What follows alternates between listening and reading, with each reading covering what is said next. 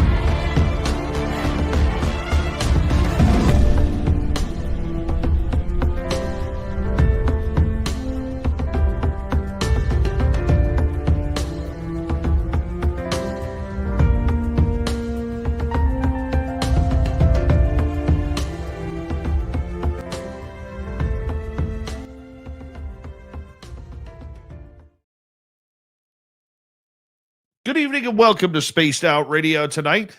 My name is Dave Scott, and we are getting ready for a good show here tonight for you. Now, normally this is a Merle night, but Merle is having some stuff happen with his family right now, so he had to take the night off. Thoughts and prayers from all of you would be very much needed and thankful at this time. So thank you very much for Brent Thomas, who's going to stick with us tonight. He will be with us momentarily. But first, what do you think of the new haircut and the beard shape? Looking pretty good, eh? Yeah, got her all ship shape today. All right, let's go right to the roll call here as we have Kitty Cattywhack in the gold medal position, Race Fan with a silver, Eternity Eternal with a bronze medal tonight. Kitty, I will reach out to Travis Willier Moose. We got to get him back on. I love that guy. Love him. All right, Paramarv, how you doing, buddy? Nice to have you here. Trucker Andrew, thanks for coming on in. Robert Lamoth and Mel WD40 is here, lubing us up for tonight's show because you always want to go into a show nice and smooth. You don't want any rigidness. So thank you, Mel, for lubing us up tonight. Michael Morris, how you doing, buddy? The attorney at large, as we continue on with our roll call here. Jerence Carter, nice to see you. Necessary Dialogue and Thunder Kid. How you doing? K17 Odd, how you doing? Let's see here. Who is next on our list? Well, it's Mama Catherine. Mwah. I love you, my dear. Hope you have a great night, and thank you very much for coming on in. I know you're going to enjoy tonight's show, even though Merle cannot make it tonight. Send him a love, though. Frankie B, how you doing? Operation Shutdown, thanks for joining us. Fast Hemi is here. Fast Hemi will be signing autographs after the show. Line up to the left of the studio if you don't mind. To the left of the studio. Shelly Heaton, nice to have you here as we continue on with our roll call tonight. Who is next on our list? Well, it's T-Bone, my man. How you doing, brother? Nice to have you here. Doug Shelby is here. The Doug Shelby has arrived, which means we can officially start this show. Kurt M and AAO, nice to have you here. Creepy Pasta, what's going on? Little Cam over on YouTube chat. Bench pressed 665 pounds, 47 times. Broke his record. Yeah, broke his record 47 times. That's huge. Number 7 in your program tonight, starting at right wing from Stockholm, Sweden, Lars Jansson. J True Seeker is here. Jeremy O, welcome to SOR chat. And who is next here? Well, let's take a look. It's Walter Kochabinski. Walter will be signing autographs after the show as well. Line up to the right of the studio, if you don't mind, to the right of the studio. Millennium, my man, nice to have you here. Tyler 420, nice to have you as well as we continue on with our roll call here. And who is next? Well, it's Ann B. And who is next? There's Tim Mothman and his goatee sharing duties tonight. And Sharon Sunshine, welcome to SOR chat. Thank you to Brent, who will be here. B. Arthur, we like to call him around here. Algaray over on Twitch. 1,500 Merle ups tonight to warm up for tonight's show. So yeah, that's good. Benno, how you doing? 1,500. Wow. Stargazer, how you doing? Here we go with the radio. Hello and welcome to the radio and podcast side of Spaced Out Radio tonight. My name is Dave Scott. We're talking paranormal tonight on Ghosts of the Great White North with special guest Brent Thomas from the Paranormal Portal podcast. He will be with us momentarily. We are in roll call right now on our YouTube side. So we say hello to Aussie Boss Tiger. How you doing? Undead Jed, thanks for coming on in. And Noble Patrick, nice to see you, my friend. Scrolling on down, there's Erica Stover. Jose Sanchez, Rory, nice to have you all here. As well, we have, let's scroll on down and see. Who is it? Carol Amerio, that's who we're looking for. Bad Cop, how you doing? Nice to see you. And I think we're almost done. Super Chat is open. Wonderful way to support what we do. And throw those horns up, everybody. Let's rock.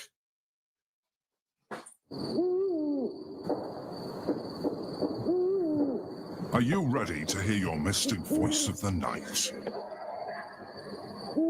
It's time to wake up. He's here.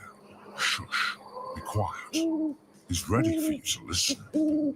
Let's point our ears towards the little cabin in the woods, where together, my friends, we own the night.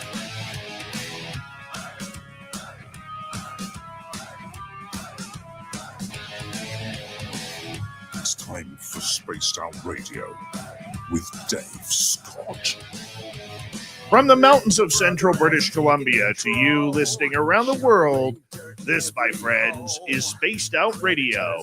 I am your host, Dave Scott, sitting in the captain's chair of SOR headquarters.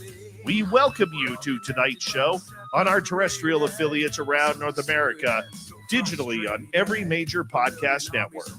Our website, spacedoutradio.com. We have a plethora of features for you. Rock out to Bumblefoot, read the news wire, check out our swag as well. You can follow us on X at Spaced Out Radio, Instagram at Spaced Out Radio Show, and on Patreon in the Space Travelers Club. Tonight's show is brought to you by Chive Charities. Help make the world 10% happier by visiting Chive Charities today. You can find them on our website.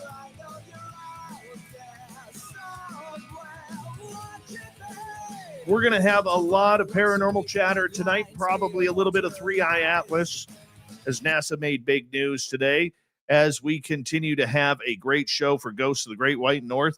Then in hour number 3, Swamp Dweller will kick things off.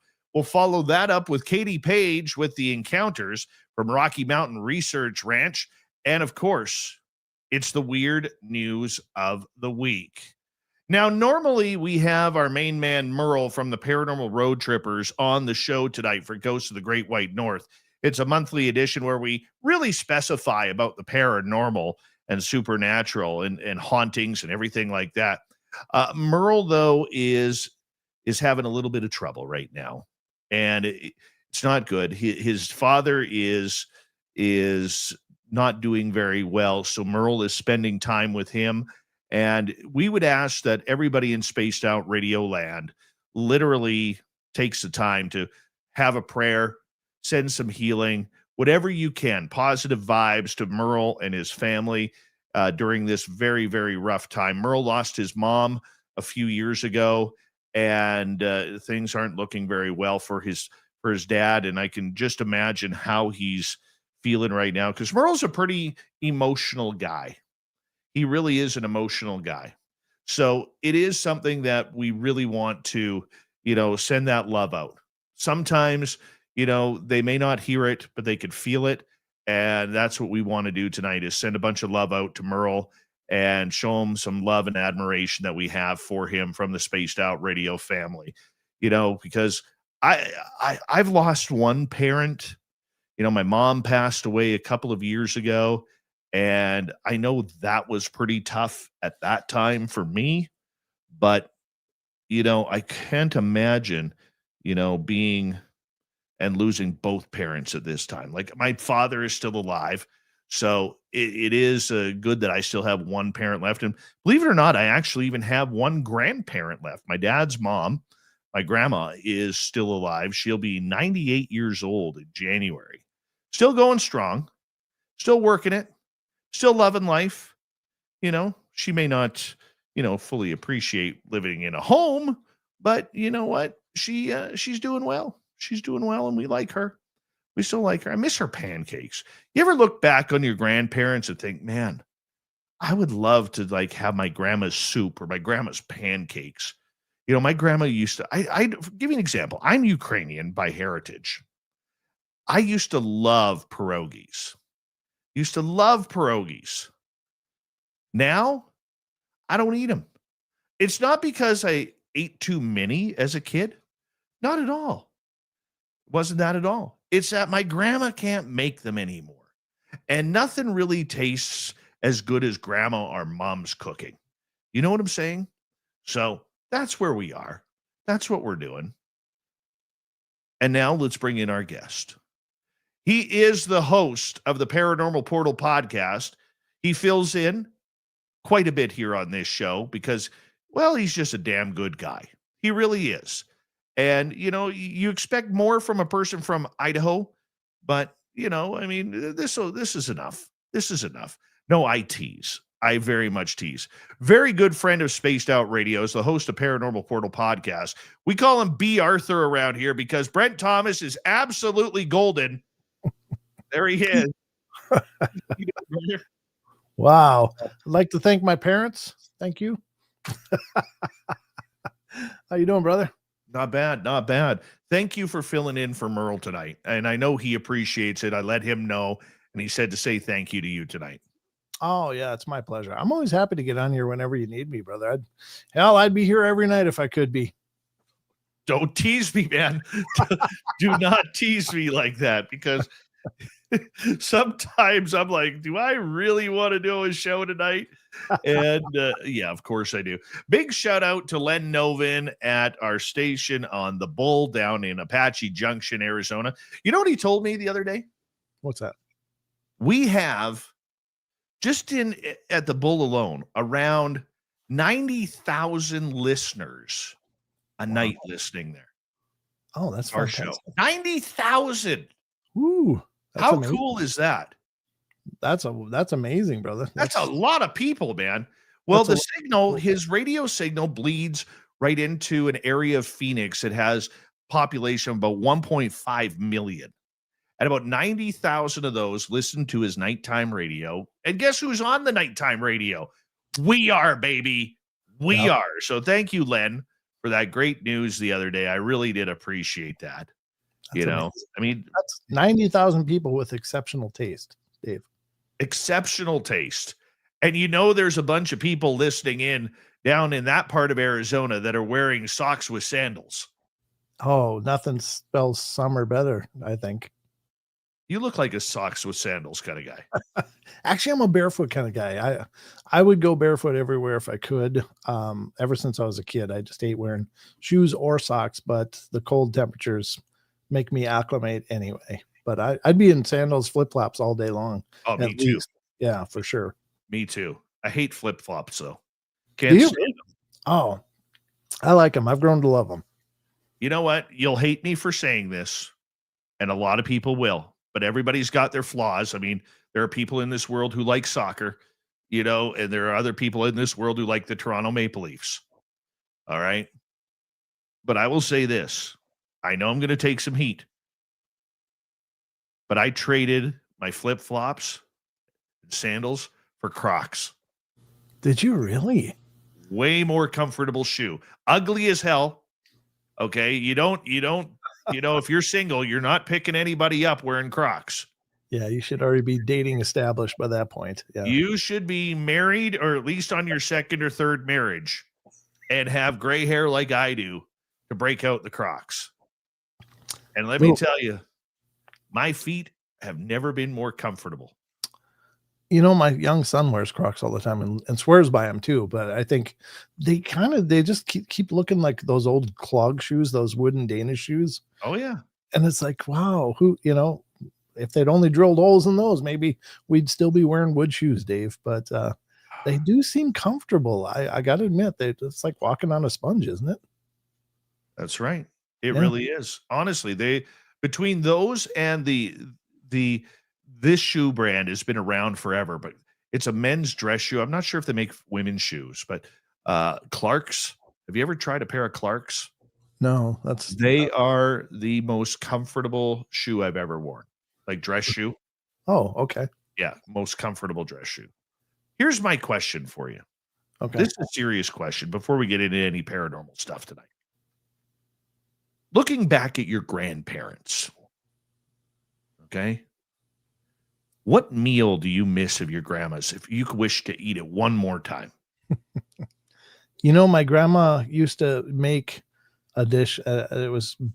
She called it potato soup, but it was basically like clam chowder without the clams. It was like a potato chowder or whatever.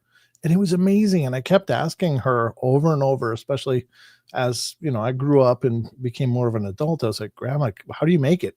What is your recipe? Oh, I don't know. I just throw in some of this and that. And Yes. that was literally her recipe, and she couldn't give it to me. And so to this day, I can't have that ever again. My grandma on my mom's side used to make what they call lazy man's cabbage rolls, Oh, okay. which they weren't rolled cabbage rolls. It was like layers of cabbage. It was almost like a lasagna, Oh, cool. Okay. but with ingredients for cabbage rolls. I miss that. I really miss that. With that, and my grandma used to make fresh buns with it. Oh, wow. Oh yeah. Yeah, that's the magic of youth right there, isn't it? Oh yeah. And then my other grandma, who's still alive, she's 97. Oh, man. Yeah, still going strong. Good But I for her. miss her pierogies. Oh, Like I don't buy store-bought pierogies. I was too spoiled for my lifetime. So like store-bought pierogies just don't taste very good to me. Yeah. Yeah. Those generational things that are now missing. I have made sure with my mom, who of course is my grandmother's daughter, to talk with her about my favorite recipes that she's made, and I've got all those. So at least I can duplicate that layer, but I still can't do the soup. And I asked Mom if she's got the recipe. No, I never got that from her. It's like, oh, but Yeah, that's not good. yeah, I'm sorry we missed that one. But otherwise, yeah, I've got most of them. My daughter inherited all of the cookbooks. Oh God. Well, that's All cool. of them.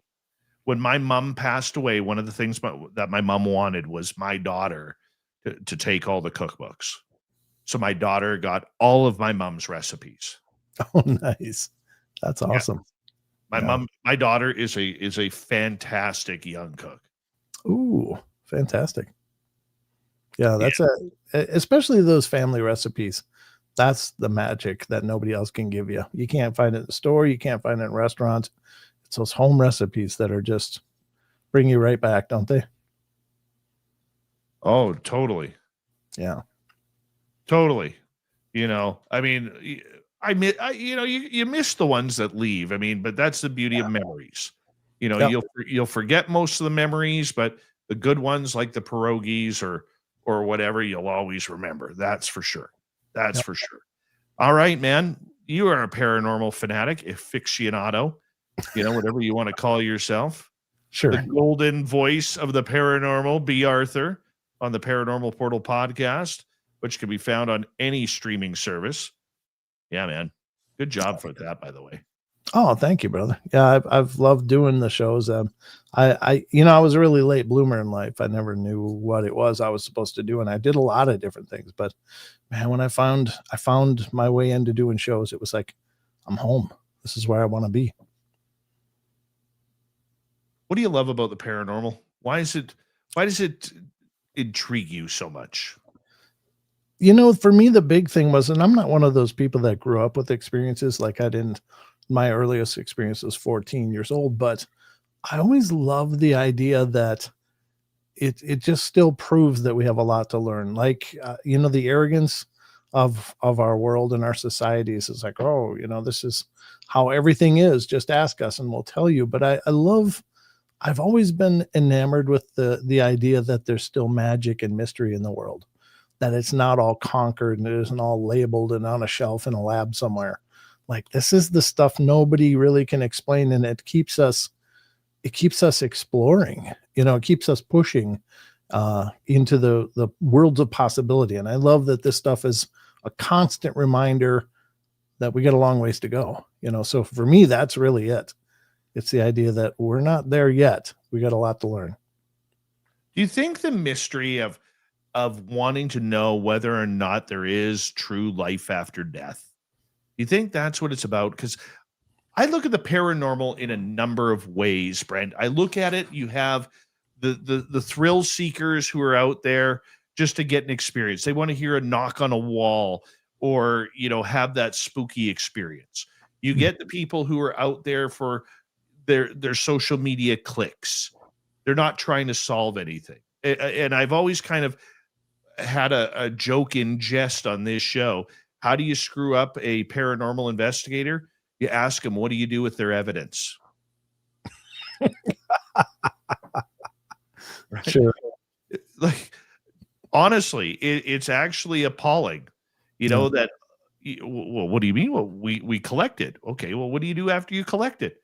Well, we go through it and okay. Well, what do you do with it? Nothing. They can't answer the question. What do you do with your evidence? Right. It's kind of laughable, in my opinion. And this is part of the reason why I've never, for probably the last 7-8 years, I've never taken the paranormal seriously. I used to, but the paranormal community, I shouldn't say the paranormal, that's wrong. The paranormal community, I've never taken seriously because of that. Yeah, and I think you kind of hit it on the head when you said, the whole clickbaity part of it, because a lot of people are doing it for recognition, and that's fine. I don't think that that's necessarily counterproductive, but it's if it's an ego play, it's more about you and less about the fascinating things that are happening. Like, one of my biggest pet peeves of like most ghost hunting shows is that they have a face camera. Like, I don't need to look at the guy's face as he's walking around making a scared face, making a surprised face. I want to see what you're seeing. Put it on the screen. Even if I don't see anything, I want to watch and see what it is you're doing. And in the first part of your question, you said, do you think it's about proving life after death? And for me, NDEs, near-death experiences, to me are the cement for that whole concept. I don't think I'm afraid to die. I'm not dying that I know of. So maybe that's easy to say from my perspective. But I think that when I first learned about NDEs, for me, that was extraordinarily comforting. And Dr. Raymond Moody, who did a lot of research with children and their NDEs, and found that the similarities were universal, even without a pre-programmed notion of what, religious iconography or other things, that kids were even having the similar experiences without all of that understanding and world awareness. Like, some people were saying, well, it's basically facilitating a death transition for the organism because it's dying. And so it grabs onto these comforting ideas and holds onto them until it fades into black. But these kids had never established these kind of things. And so they had these same situations where they were going through a tunnel into the light, and they were seeing loved ones like grandparents and stuff that that had passed. And so they didn't have the preconceived notions, and yet they were still having similar experience. To me, that's profound. For me, the fascination isn't so much with life after death, because I think I understand that to a degree, as much as one can. But for me, it's the idea that there's still things to discover. There's the potential to exchange ideas and speak with intelligences that we don't understand. And I know that seems like a dark gray area, like, oh, there's demons. Well, no, I'm not talking about talking with demons, but we're communicating with, like, in the case of UFOs, these are intelligence from somewhere else, wherever that is. And perhaps they can, help us understand. Or can we talk to a person that has transitioned and they're earthbound? What do you experience? What does your world look like? How does it appear to you? And to exchange ideas and to exchange understanding. So for me, it's just knowledge and understanding. Honestly, that's that. And I want to understand, what did I experience when I saw this weird stuff, the things that have happened to me personally. So it's kind of an amalgamation of all those things, I think. I think so too. And you know, I love going to a haunted location. And I will be honest, I don't go to research. I'm an enthusiast. I Yeah. like going for the experience, just like a lot of people do. I'm not there to solve a mystery. I'm not there to solve life after death. Now, I could be a walking contradiction from what I've said earlier, but I'm not on a paranormal team. Yeah. You know, I don't have a paranormal team. I'm not there to be a paranormal investigator. How did you die? Knocked 3 times on the, I'm not that guy. You know, Yeah. I want to go for an experience because, like anybody else, I like being a little creeped out every again. I like to be startled, maybe a Yeah. little scared sometimes. That's what makes it fun, you Yeah. know? But for those who are taking the research or trying to take it to a new level, I think what the paranormal really lacks, the paranormal field, is a lack of direction. Sure. Where are you taking it? And I learned that if you listen to our show last night with Matt Lay, who from the Modutu Effect out of beautiful province of Saskatchewan. Mhm. And he's out there to try and solve the riddle. That's what he does. When he gets home from his daytime job, he barely eats dinner, goes into his working laboratory, and he's developing technology, trying to create communication and to figure out the science behind the paranormal. That's what he's trying to do. What is it? Like, what really is it? Are ghosts real? We don't know if ghosts are real. We can assume because people have been talking about it for centuries. But we really don't know if a ghost is real. We don't know if a spirit is real. We don't know if it's dimensions intersecting. We don't know anything. And that's what somebody like him is trying to pull. Or you have people out there who are trying to solve the ultimate question: what happens when we die? And I think that's okay too. I Mhm. don't believe, in my opinion, I don't think God's going to allow that to happen because probably his perfect little secret, but that's me. Other people will disagree with me, but there is that part, that little Darwinian part inside most of us to say, what if it's not? Mhm. What if we're one and done? Because that would really suck. I agree. I agree with a lot of that. And it's kind of, I think the biggest difference is that there's no repository for this information to go. Like with the sciences, there's these established bodies of authority.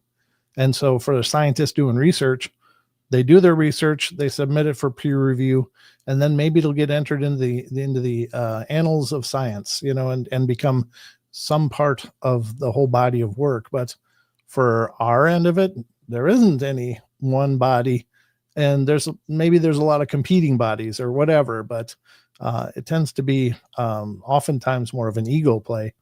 But it would be nice if there was some conglomerate that we could all work with. But and until there is, maybe the needle will never really get moved forward too much. But I love the journey, Dave. I really do. It's a lot of fun, man. The journey is a lot of fun, and I was editing a video today I'm learning editing. Okay. And editing video is not as hard as I thought it was. I thought it was very difficult. I mean, when you're just gluing stuff together, it's pretty easy, but it's trying to figure out the front and back and the mood and everything like that. I was editing a video today for Flight 21, and this is something I probably should have done about 4 weeks ago, but I finally got it done. I'm pretty proud of myself today on doing that because this field is ever moving. When we return from Spaced Out Radio's break here at the bottom of the hour, B. Arthur and I, we're going to get into 3i Atlas. It was a big day for NASA. Did they blow it? Again? You be the judge. When we discuss 3i Atlas with this man, this legend, this paranormal golden voice, Brent Thomas from the Paranormal Portal podcast.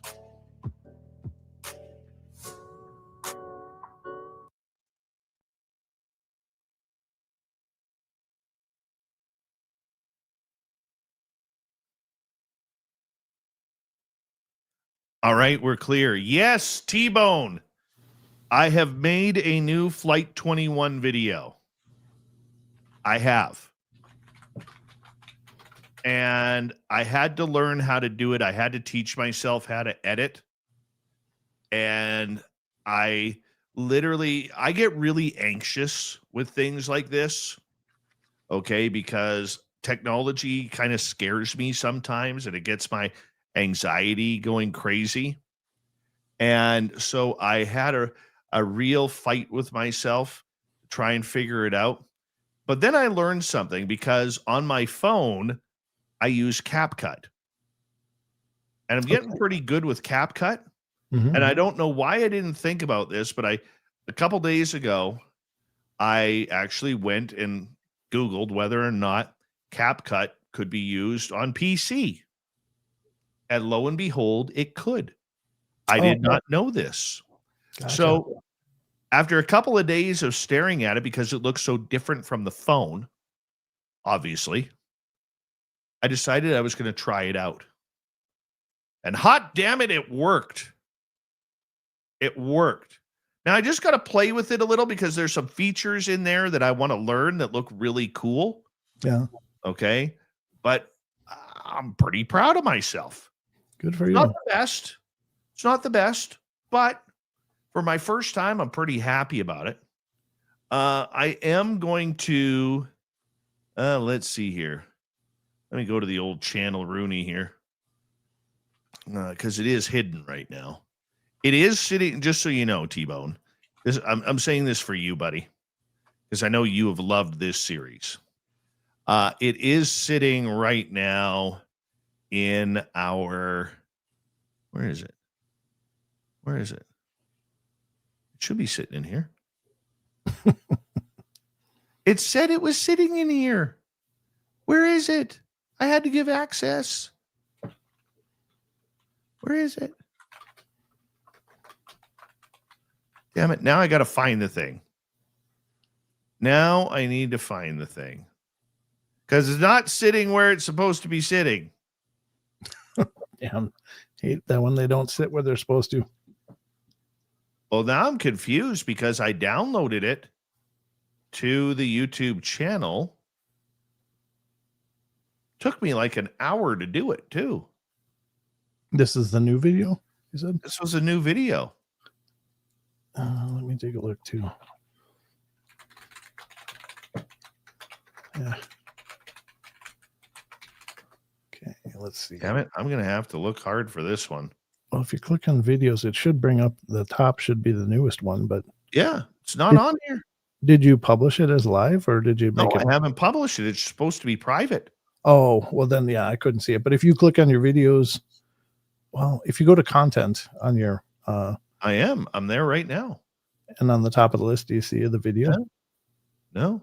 Okay. No. Maybe it didn't upload, maybe an error. Oh, we're going to have to see. We're going to have to see because this really sucks right now. Yeah. Here I was building it up and getting all hot and heavy over it. Guess what? No siree, Bob. Man, That's frustrating. I'll find it. Hey, it's all part of the They all part of could- the lesson. when- Super Duke. What's happening, Super Duke? Sasquatch Chronicles, how you doing? Look at this. Only I can goof on Brett. You don't want to start a war, Iran. That led up to the whole B. Arthur thing. Yeah, yeah. Your voice being golden. Mm-hmm. All right. Thank you, Sasquatch Chronicles. We love it when you're around here, brother. Oh, man. Anastasia, it's been a while. I will find it. I promise you I'll find it. And yes, there will be I'm going to try and do it on the membership thing again first. It didn't work the last couple of times I tried it. Okay, because I suck at the technology, but we'll get it figured out. And I'm going to put it for our member. You got to be a member to see it first, and then we'll put it live to the rest of the world. Right there. Thank you to T-Bone for the membership, Kitty Caddywhack, Erica, Kevin, and Mike for the super chats. Thank you. If you're new, don't forget to hit subscribe, ring that bell. We're here 7 days a week. Yeah, here we go.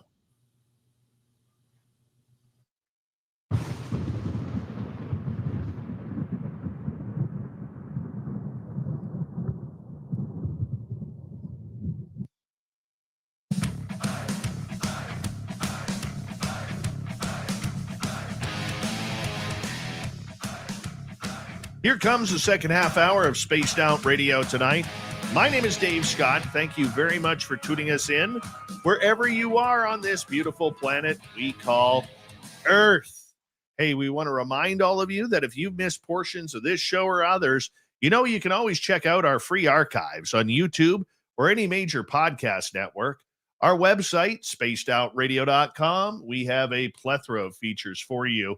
Rock out to Bumblefoot, read the news wire, check out our swag as well.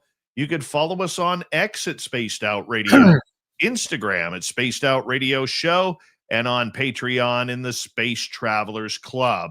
Here we go. Our good friend and the man, the myth, and the legend, and host of the Paranormal Portal podcast. We have, what's his name again? Oh, yes. The Golden Bee, Brent Thomas here hanging on out with us. Good to have you here, buddy. Thanks. Did you like that when I thought I was not muted and then I thought I was muting to cough? I really appreciated that. Thank you. Thank you. That sounded absolutely wonderful. My audience is going to be like, damn it, Dave, why didn't you mute Brent there? Yeah, I'm sorry. Still need the training wheels apparently, Dave. Yeah, no kidding. No kidding. We'll get you figured out. We'll get you involved in no time. But thanks. Anyhow, buddy, 3-Eye Atlas coming out today. NASA finally breaks their silence because the government shutdown is over, and then all of a sudden they could go back to work and talk comets again. Did you get a chance to watch it? I didn't. I had no idea what was happening today. So what NASA did finally is they released images and data of 3-Eye Atlas, confirming it's a comet that originated outside our solar system. And as of right now, it is only the third known interstellar object observed in the solar system.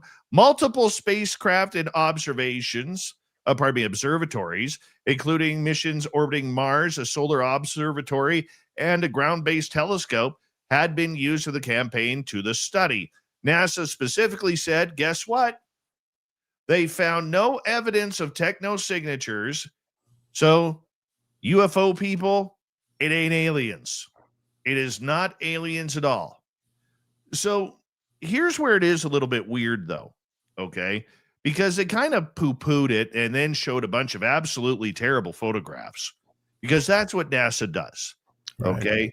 It's literally, here, let me show you a quality NASA picture if you were on our YouTube channel, okay? Yeah. Now, I'm not a professional artist, but I can tell you right now, my art is much better than NASA's. Okay. So it reminds me of the UFO videos the Navy put out that are grainy. Mm-hmm. So this is 3-Eye Atlas right here. Oh, yeah, that's definitely, that's a comet for sure. That's a comet right there. Okay. All right. Literally, NASA put it out there, and you look, a couple of the photographs are incredible, but the other space agencies around the world that released their pictures were phenomenal. Oh. Why we get this from the best space agency in the world is absolutely tragic. It is tragic. Okay. Yeah. Look, we all knew, and I said it right off the bat, I was fully convinced that this was a comet. But I was hoping for something different. Yeah. Why not? It came from outside the solar system. It did. Yeah. So why could we hold out a little bit of hope? So the object has a hyperbolic trajectory, meaning it is not bound to the sun and came from interstellar space. Observations show it behaving like a comet, shedding gas and dust, having a comet tail, but composition and behavior offered unique clues because it formed a different stellar planetary environment. For instance, the comet passed near Mars about 19 million miles away, where spacecraft got close-up views, which, guess what? We didn't get the pictures. Yeah. No. The fact that this object came from outside the solar system gave astronomers a rare sample of another system's materials, which is a big deal for understanding how other planetary systems may differ. Okay? So when we take a look at that, it looks pretty good. I mean, we knew it was a comet coming in, but some of the moves that it made really defied human physics. And this is what NASA really kind of refused to answer. Yeah. Like, why was it making strange turns? Okay, basically, in my opinion of watching what I watched, okay, it was like they were using big words to people who don't understand big words so they could hide things. You know, like you could say the word "it's true," or you could say the word "it's correct." Some people may not understand the word "correct," but they understand the word "true." It's the same word, but different spelling and pronunciation. So this is kind of what NASA was doing all day, and why they needed a 2-hour press conference to show the actual pictures that they took. Yeah. Okay. Like, it was ridiculous. It was absolutely ridiculous. Like, I'm going to show you the picture here. Okay. Yeah, please do. I want to show you the picture. Okay. If you haven't seen the picture, you can go to nasa.gov. Okay. We waited all of this time. If you're on our YouTube side, you're going to see the picture. Okay. We waited all of this time for this photo. Oh, really? Photo of a blurry dot. That's it. That's the one right there. Okay. That's the one right there. A blurry dot. A blurry dot that looks like it's the sun or the moon in a haze of clouds. Yeah. That's it. That's the killer. We waited a month for NASA. How long was the closure? A month and a half? Yeah. Yeah. Okay, government shutdown. Wow. We waited a month and a half, and they're talking about all these great photos. So what do they give us? That, aren't we supposed to have cameras that can like take a picture of a mouse's nipple from space, and this is what we get for a comet? They have the James Webb telescope that can apparently take photos of other solar systems. Okay? They can take pictures of other solar systems. But when it comes to 3i Atlas, they give us a picture of a flashlight in the fog. That's just, that is terrible. It is terrible. Oh my God. Right? Wow. I like Joe Monk's comment in the chat room. Dave, that picture is pretty blurry. Are we sure that 3i Atlas isn't Bigfoot? Oh, there you go. Could be. Oob to Joe's Bane. Thank you for that. I appreciate that. That's a good comment right there. But people should be disappointed. So if we go through the NASA website here, okay, they give us a little video, a grainy video, much like the F-18s that you Americans pay about $50 million each for to get a grainy video of a UFO that they're flying by. Yeah. And basically it shows the same dot. Okay. Well, that's disappointing. Yes. Pixelation pictures of where it has traveled through certain days. Oh, it's horrible. It's absolutely horrible. Well, I know. I feel happy my tax dollars are going to NASA. Yeah. Everybody should. Everybody should. So now let's go. What we're going to do is we're going to now go and check out the European Space Agency. Yes, please. Okay. So let's go to the European Space Agency.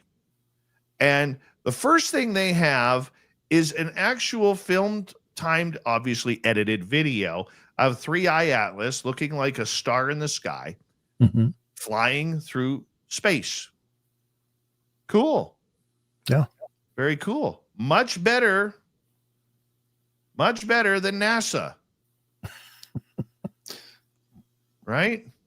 It's just our ball is bigger, Dave. It absolutely amazes me. Yeah. It amazes me how NASA can screw this up so badly, but NASA is famous for this. Yeah. Okay. NASA is absolutely famous, Brent, for stepping on their own toes, you know, and they cannot get their crap together. They just can't. Well, there's the reason people say it's NASA is just short for never a straight answer, right? Absolutely. Absolutely. I think the biggest slap in the face to me was everybody was poised as it came near Mars. People are watching the live feed from Mars at the same time. And as soon as it was supposed to be able to catch a glimpse of it, shut it off. Right. It shut off. I mean, that is just a slap in the face. Unbelievable. So I want to read a story here. I'm going to see if it pulls up. Okay. In 1962, the United States was testing an experimental rocket jet called the X-15. Okay. So what they would do is they'd put this rocket ship, okay, they'd hook it up to a B-52 bomber. They'd get the B-52 up to about 40,000 feet. And then they would launch the X-15, which would go into space at about 315,000 miles above Earth. Oh, okay. Or feet, not miles. I apologize. 315,000 feet above space or above Earth. Okay. There's nothing above space. Is there anything above space? We don't know. Okay. 1962, at 314,750 feet, or the equivalent of 59 miles, okay, Major Robert M. White, United States Air Force, hits record-breaking speed, pushing the X-15 nearly into space. But then he said something on the radio that they didn't expect. And this is truthful. NASA denies this happened, and they do not talk about it because what they don't talk about doesn't matter to anything. It didn't happen because they didn't talk about it. Okay. He says, he looks out his window and he says, I have no idea what it could be. It's reflective, it's metallic, and it's moving right along with me. Oh. Now, he is traveling at about Mach 6 or 7 at this point. Okay. So that's 6 to 7 times the speed of sound. Yeah. And he's looking out his window, and there is a UFO cruising along with him, keeping pace. Okay. Yep. He described the object, brilliant white or metallic looking, shaped like a sphere or a disc, traveling at a similar speed, appearing just outside his right side window, changing positions faster than he could track. This was at a height where no aircraft or balloons could operate. Tracking crews monitoring the X-15 from ground stations and aircraft reported anomalous radar returns near White's position during the time of the sighting, meaning whatever he saw wasn't just optical, it was showing up on instruments. Now, the radio transcript sounds like this. Here's an excerpt of it. I see a UFO up here. It's something unknown to me. Ground control initially dismissed it as ice crystals or debris, and White famously responded, negative. This is no ice or debris. It's pacing me. After the flight, the official object was categorized as unidentified phenomena. Unofficially, several engineers and controllers stated it moved in ways impossible to known technology at the time.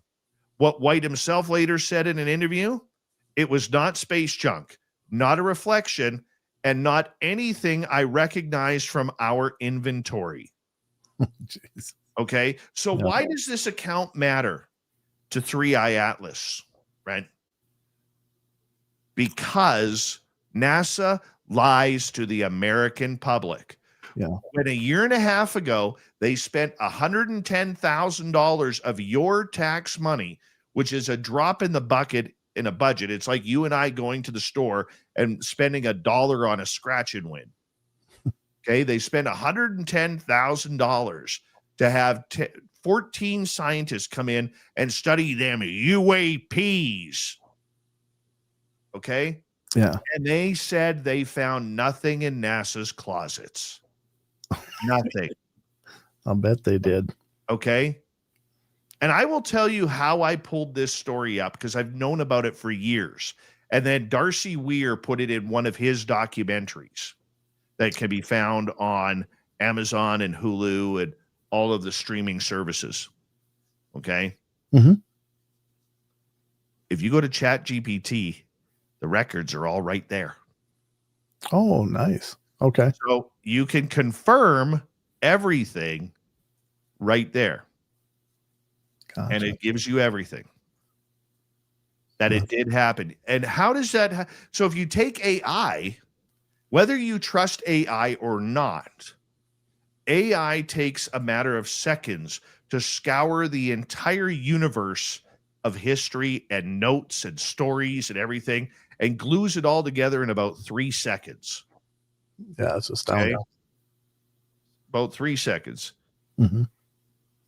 And all of the actual reports and excerpts are right there.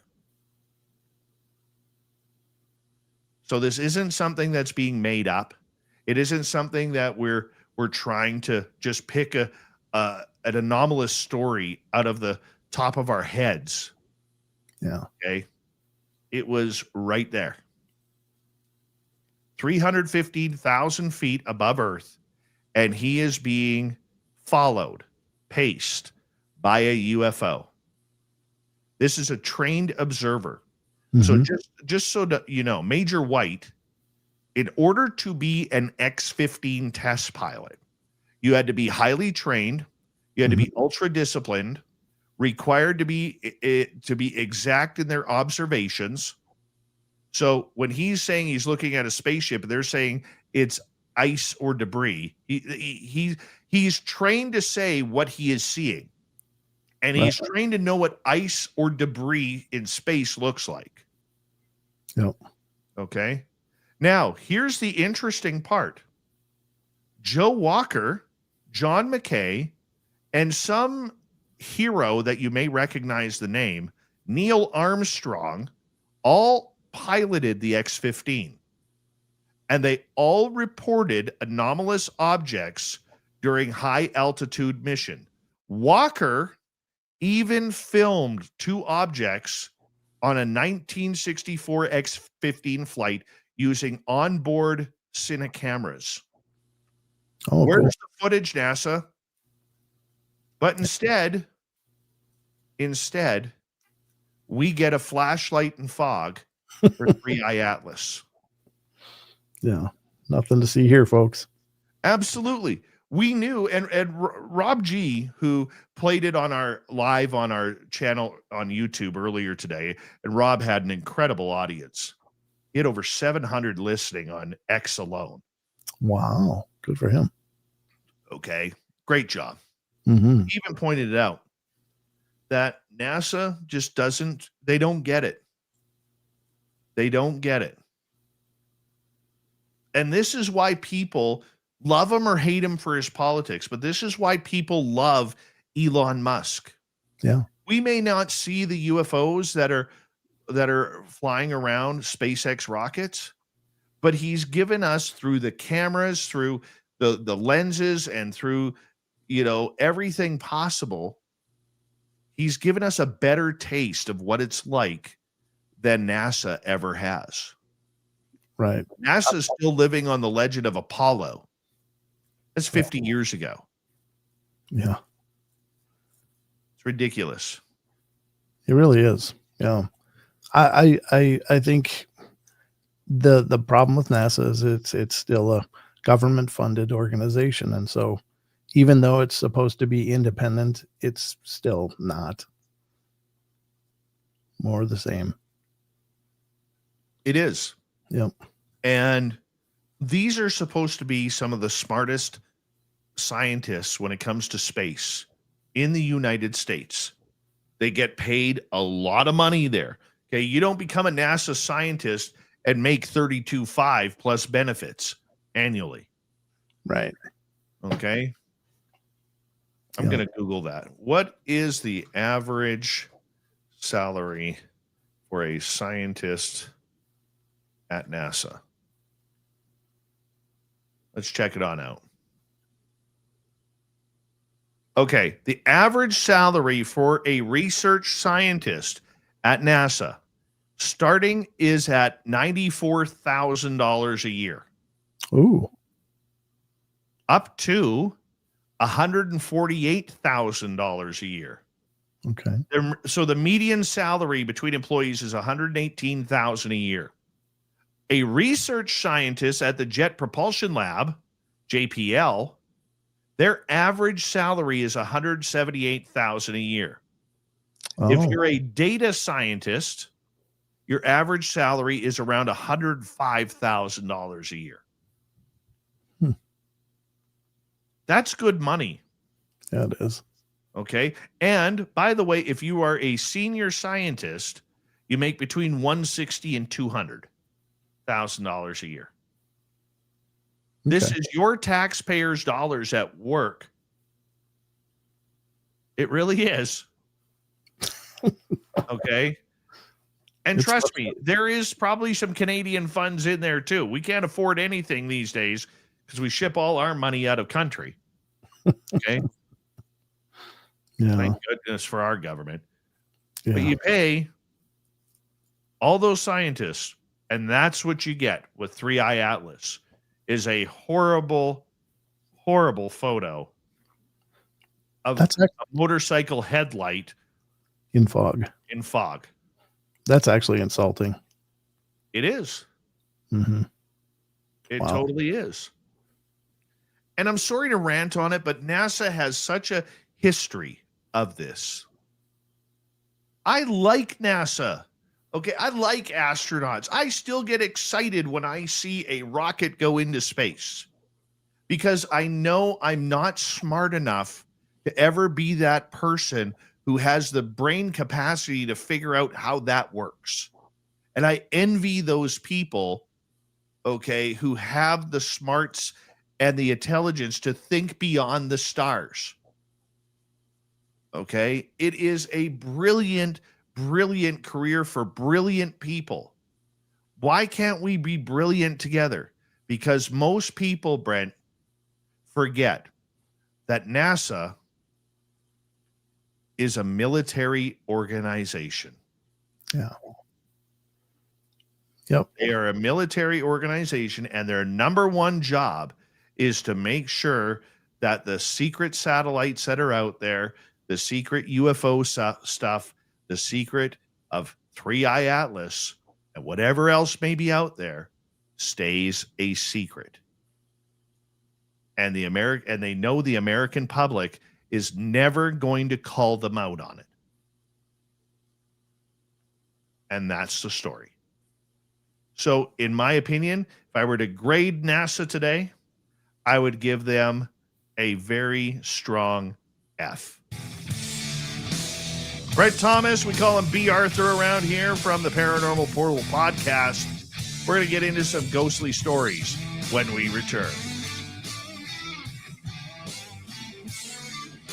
This is Spaced Out Radio with host Dave Scott.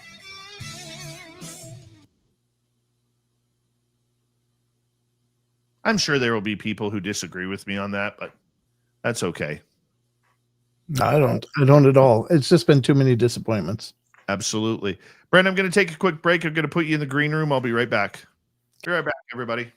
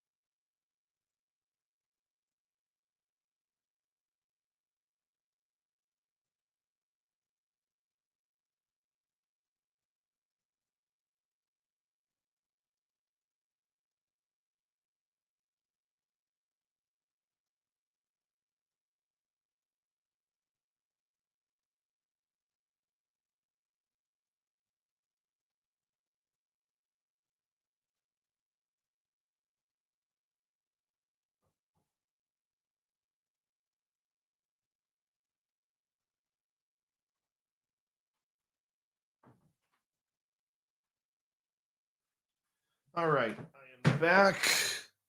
Let's get B. Arthur back here. All right, B, how you doing, buddy? Doing good. I finally ate my dinner.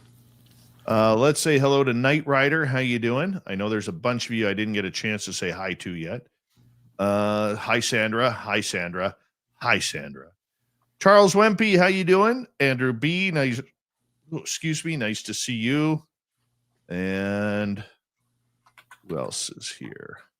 I'm Hardcore on X. Nice to have you here. AJ, how you doing?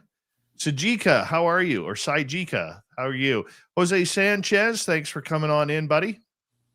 Carrie Doyle, nice to have you here. And Skip to my Lou, good morning. Stargazer, how you doing? And I think we're all good. I think we're caught up. If I haven't said hello, say hi, Dave, in the chat room. I'll say hi back. I promise. I always do.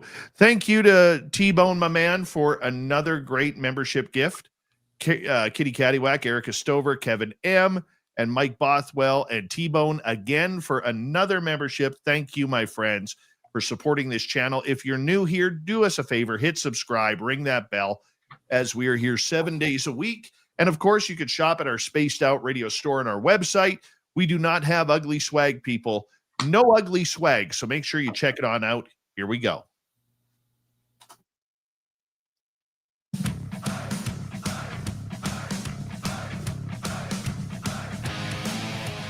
Hour number 2 of Spaced Out Radio is happening right now. My name is Dave Scott.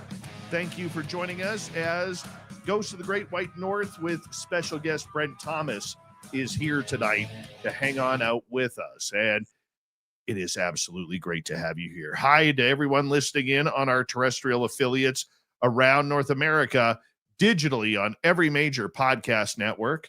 Our website, spacedoutradio.com. We have a plethora of features for you. Rock out to Bumblefoot, read the news wire, check out our swag as well. You can follow us on X at Spaced Out Radio, Instagram at Spaced Out Radio Show, and on Patreon in the Space Travelers Club. The Desert Clam has set the password for tonight in the SOR Space Travelers Club. Tabatiere. Tabatiere is your password. Use it wisely, Space Travelers, as the Clam sets the password each and every night right here on Spaced Out Radio. From the Paranormal Portal podcast, Brent Thomas is here. He's golden with his voice and knowledge of the paranormal, supernatural, and we're going to get into some ghost stories right now because it's always fun to fill in with some real spooky stories, my friend. Absolutely. It's my bread and butter. What's that? It's my bread and butter. You are bread and butter at the same time, my friend. Okay. And you're not any of that. I can't believe it's not butter. You're true butter, not margarine. You're true butter, my friend. Fresh churned. Absolutely. Out of all your stories that you have covered on the Paranormal Portal podcast, okay, whether it's haunted locations, whether it's graveyards, whether it's historic, or whether it's personal accounts that you've taken from people, what's your favorite? You know, I don't mean this just to sound ambiguous, but I love them all for the fact that people are experiencing something profound. There are some that really stick out that really are like, wow. One of them, oddly enough, happened to my cousin, and he became a guest on my show to talk about his experience, but it's one I'm profoundly aware of because I literally was just talking about it on my show, but I was on the phone with him every day while he was dealing with it, and it was just intense. Really? What happened there? Well, he and his wife at the time had two small children, and they decided they wanted to build a home. So they were plotting around. They lived in Michigan, just around Flint, Michigan, in the rural area, but they were looking around for a property and they wanted to build a log home on it. And so they plotted around and looked at spaces, and they said they got to one space, and something about this space really talked to him. Like he was like, I just love this place. I just was set foot in it, and I knew that this was the place. And so they ended up building this log house, and it was a beautiful log house, vaulted ceilings, the whole works. And it was fine. It was a brand new house. There was no other house there or anything else on the property as far as they knew. It was just a rural piece of land. And so they built the house, And everything was fine and peaceful for a long time. And it's funny, you know, in the paranormal, Dave, you always hear about 3 a.m. There's something about 3 a.m. that is like that's a magic time when things really pick up. Well, he was doing fine, no activity, no weirdness in the house until one time. This is the start of a month-long journey through hell. And he was sound asleep, and he said he suddenly just popped wide awake for some reason. And he looked at the clock, and it was literally 3 a.m. And he didn't really think anything of it. But as he was sitting there, now this log home had all wood floors, and right above him was a loft where his kids would play, and that was where their TV was and stuff. So, he was laying in bed down below, and he said he was just laying there, and suddenly he heard like the sound of a big marble hitting the floor. And it started rolling around in circles on the floor above him.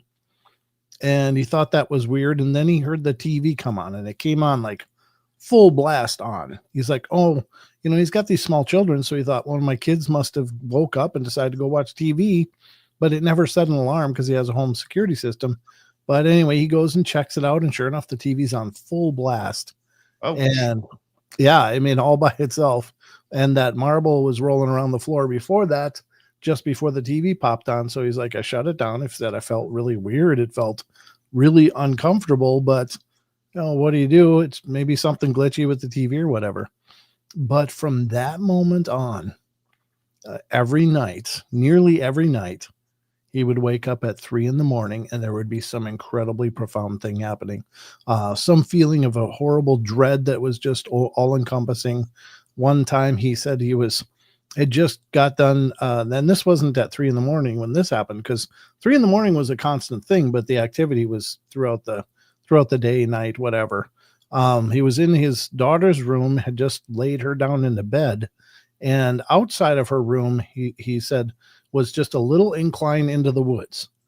And he said all of a sudden he had the feeling to look over, and it was like something huge just slammed into the side of his house. Like slammed into it. He's like, I don't know how it didn't shatter her little, bedroom window, but something hit the house. He's like, I didn't know what to do. And then another time they were sitting at the dining room table, and he had a bull mastiff, and this dog was always peaceful, quiet. And suddenly he said the dog was laying under the table at his feet in the dining room area, and all of a sudden just started growling, this deep rumbling growl that he never heard his dog make this sound before.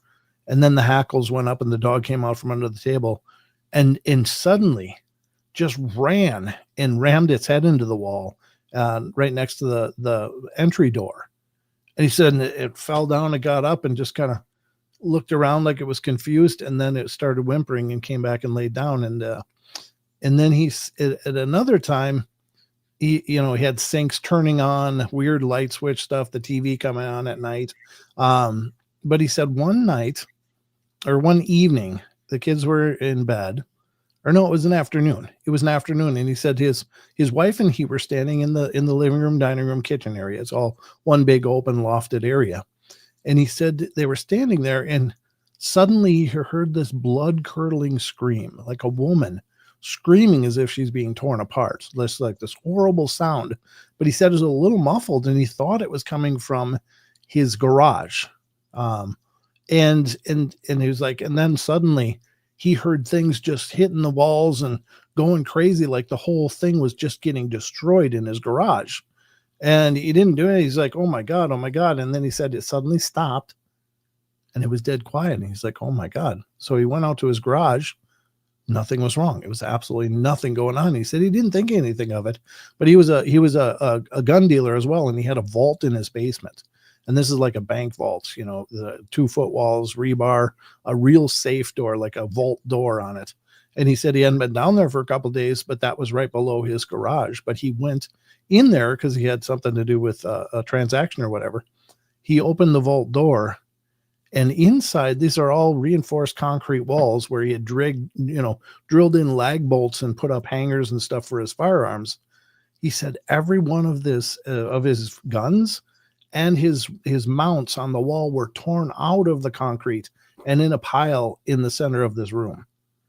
Nobody could have gotten in there and done this. And what a profound moment of energy. I mean, we think a door shuts and that's a profound energy. Like, wow, it shut a door. Well, this yanked lag bolts out of concrete walls and created a pile in the middle of that room. So it was just intense. And then after about a month of this going on and other things going on, suddenly just he said it was like magical. He woke up on a Saturday morning and it was 7 a.m. He hadn't woken up at 3. And he said, as soon as I opened my eyes, I knew it was over. Weird. Oh man, just incredible. It's like Hollywood kind of incredible. You know, it's just one of those stories. That's big time poltergeist activity right there. Yeah. Yeah. It was just profound. We have a request from T-Bone, and that is, can you put your ghost box on while you're doing the show? Because you have a built-in ghost box on your computer. Sure.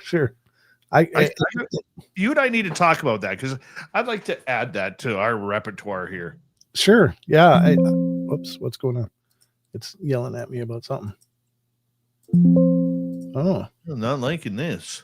Apparently the ghost box does not agree that that'd be a good idea. Right?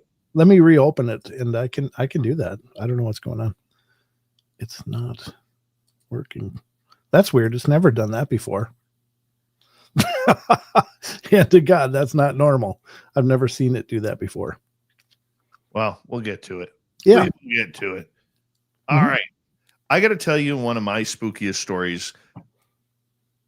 My ex-wife and I shared a duplex with our best friends on the other side. Okay. This place, I would be over visiting my buddy on his side. We'd be playing some cards or watching a hockey game or whatever. And all of a sudden there'd be knocks on the walls, and I'd run over to my ex-wife and I'd be like, hey, do you need anything? You know, because there was nobody had a cell phone back then. You know, this going back, way back into the early 2000s, right? So sure.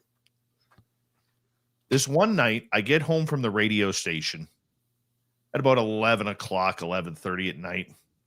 And I'm downstairs, turn the TV on to the sports channel to check out all the highlights, see if I missed anything that night, so on and so forth, you know, because that's how you do your homework when you're a sports reporter. You watch the sports highlights over and over and over again. Oh, okay. And so it's about 1 o'clock in the morning. My daughter comes downstairs. She's sleepwalking. She comes downstairs. She's about 3 at the time. She's now 26. And she crawls up on the couch, crawls up on my chest, and I put her under the blanket and she falls asleep on my chest. Well, I guess I fell asleep, and I had the timer on my TV, because remember back in the day, the TVs had timers on them. You know, 90 minutes, we're going to turn the TV off for you. Yeah. My buddy had this big dog, and this dog was an absolute barkaholic. And it's like 4 o'clock in the morning, and his dog starts barking and going crazy outside. Like if there was a crosswind, that was 25 minutes of barking. Okay. Sure. So I wake up, I'm facing the back of the couch. My daughter's head is using my arm as a pillow. Okay. And I go to roll over because I'm going to get up. I'm going to open up the window and tell the dog to shut up. Right. Okay. And as I turn and roll over to my left, I see, my eyes, my eyes are blurry because I'm just waking up.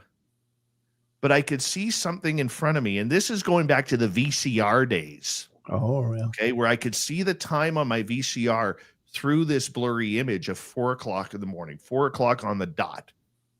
And as my eyes focused in, I realized that there was a little girl standing right in front of me. Oh, jeez. Okay. Oof. So I'm looking at her. She's looking at me.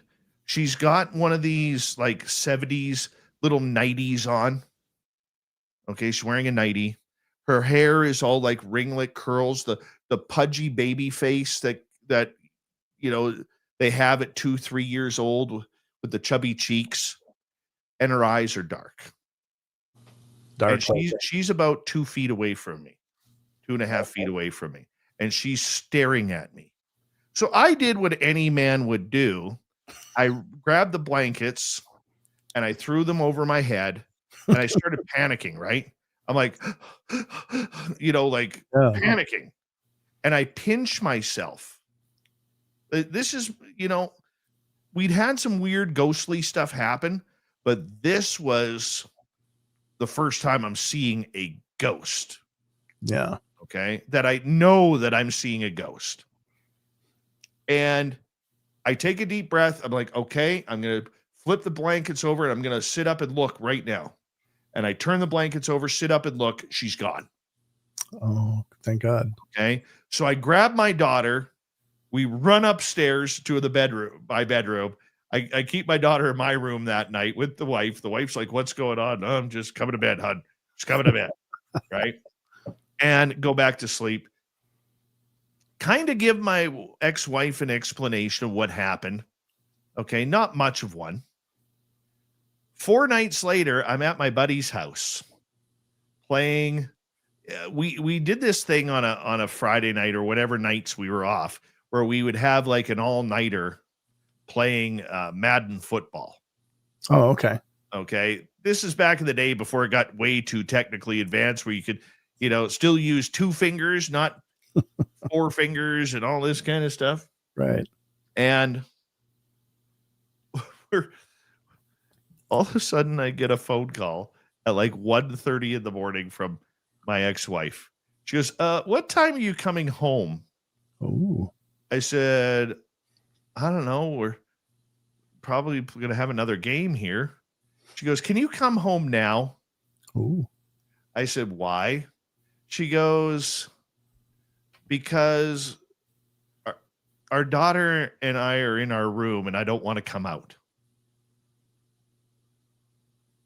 Okay, why? She goes, well, remember the little girl that you said you saw the other night? I said, yeah. She goes, well, I got woken up to our piano keys being hit. Oh, no. And I thought the cats were being stupid. So we had a 2-tiered stairway to go upstairs. Okay. So she goes onto the middle tier before looking down. She has the hall light on. And as she looks down at where our piano is, she sees the little girl in a nightie banging away like a kid does at the piano keys. Oh, wow. The little girl then stops, turns, and looks up the stairs to my ex-wife. Oh, jeez. Ew. And I went, I'll be home in 20 minutes. It took about 20 minutes to get home. Oh, weird stuff happened in that place, man. Weird stuff. All of our drinking glasses and teaspoons disappeared. Oh, really? Yep. Could not find them. I think we were down to 2 teaspoons and like 4 drinking glasses. Wow. Yep. Don't know where they went. Like never to be seen again. Never to be seen again. Oh. Right? We'd see orbs running, our one cat was very playful. We'd be sitting at the dinner table and all of a sudden you'd see the cat. You know how cats bat toys? Like if you have a ball on a string or a moth or a fly, the cats, they're up there with their hands batting at them. Right. I remember one time watching the cat and he was batting and swatting at something in the air and there was nothing there. Okay. Like it was absolutely weird. So one time, this one scared me. Daughter's asleep upstairs. Power is out. And the ex-wife says, hey, me and the friend next door, we are going to go down to Starbucks and grab a coffee because the power was still on down there.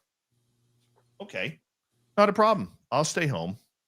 So I go outside, take my dog out for a pee, Okay. And I'm standing there watching my dog. And all of a sudden, you know, when you tap a coin on glass, it makes a very distinct tapping sound. Yeah. Okay. You know, kind of, do I have, yeah, I'll try this. Kind of like this, except a little bit higher pitched. Okay. And I'm standing by my kitchen window, which is right beside my front door. And all of a sudden I hear tap, tap, tap. And I turn and look at the window and there's nobody there. So I call the dog inside because now I got to see if there's somebody in my house. Because my daughter is on the second floor and I'm outside right now.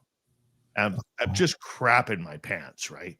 Yeah. So once again, grab the daughter and just hold on to her. But it was weird because this ghost, we had a thing with my daughter where every night before bed, it was cleanup time. Clean up your room. Okay. Wake up the next morning, dude. And, you know, my daughter's room would be destroyed. Oh. Toys everywhere, clothes everywhere. And she'd been sleeping in there. Right. And there would be toys and clothes everywhere. And I'd be like, honey, like, how long have you been up? Why did you make such a mess? Daddy, I didn't do it. I didn't do it.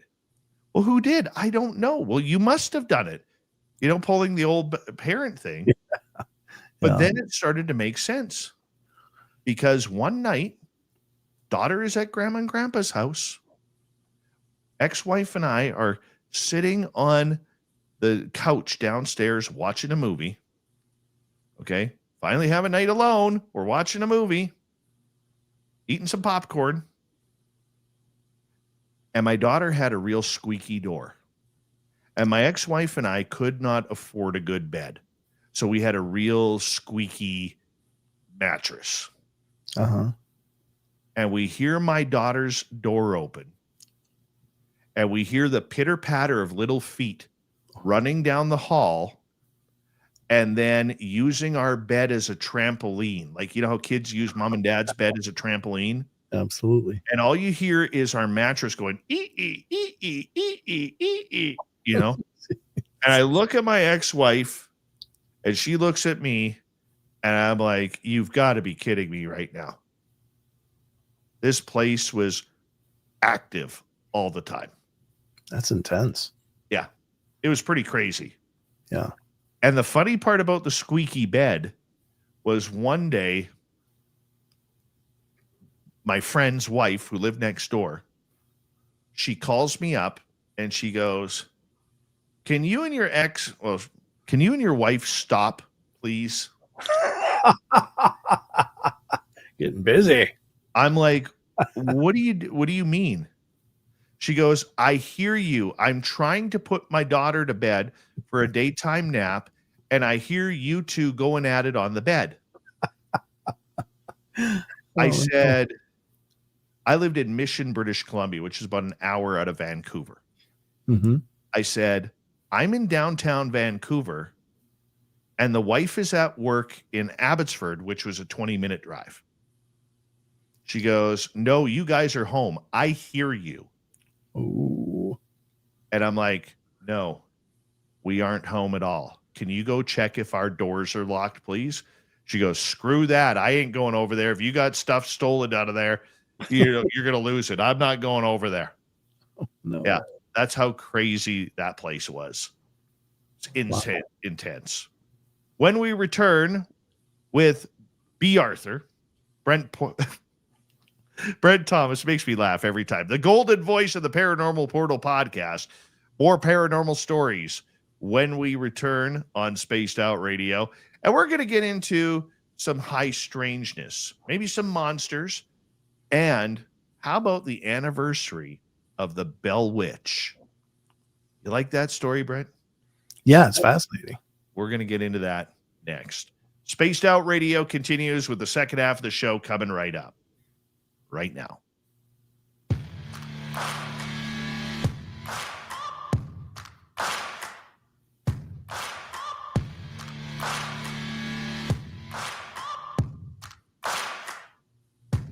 listening to Spaced Out Radio with your host, Dave Scott.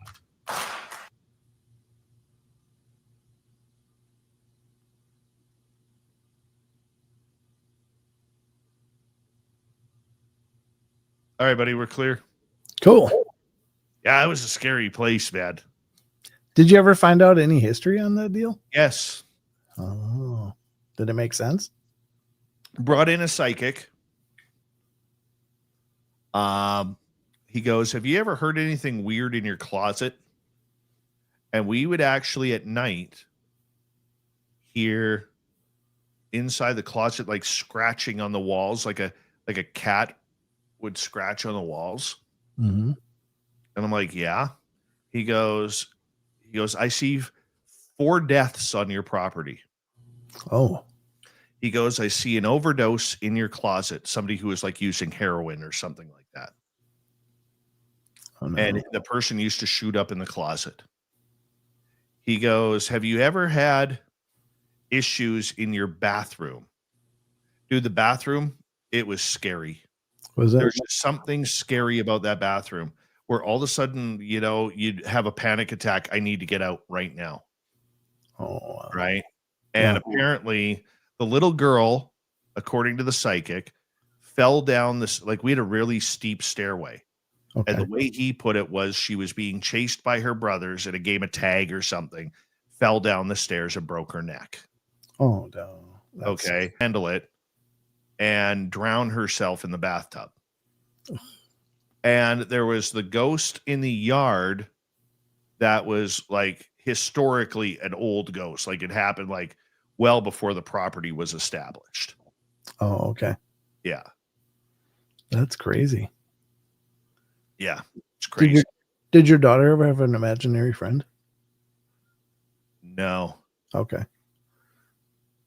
But she did say one time, because we had a little TV in her room where she could watch her Dora the Explorer videos. Because she loved Dora the Explorer. Yeah. And she said one time she woke up in the middle of the night and she actually saw a haze like hovering over top of her television. Oh, okay. Like, it wasn't an orb. It was like a haze. Yeah. Wow. Rocket UFO, how you doing? Welcome back. Oh, yeah. Crazy. The real, what is this? The real Davaris. Welcome to SOR chat. Very cool.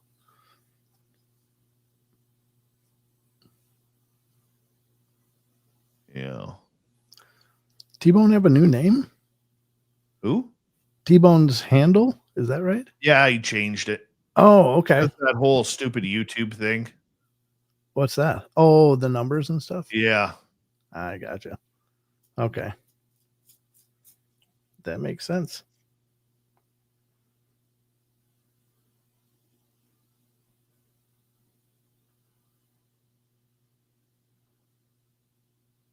Pretty crazy. Yeah, it is. Pretty crazy. Got about 90 seconds. Okay. I'm just sending a text message to my oldest son.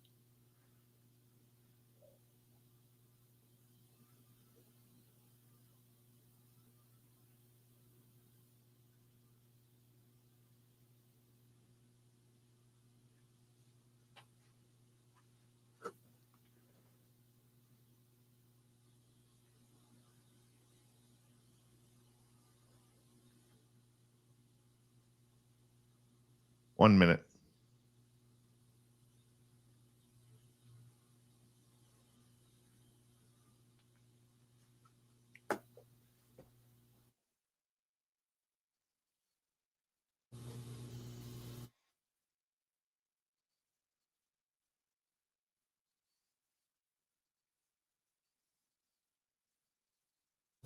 The ghost radar's on.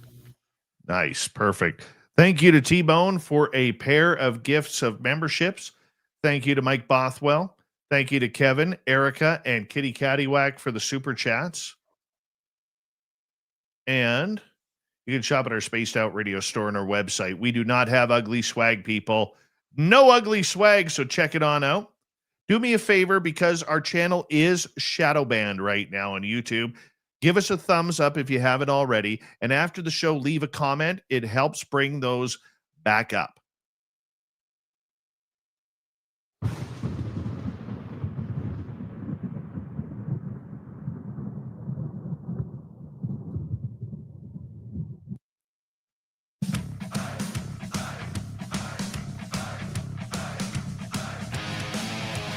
We're into the second half of Spaced Out Radio. Good to have you with us. My name is Dave.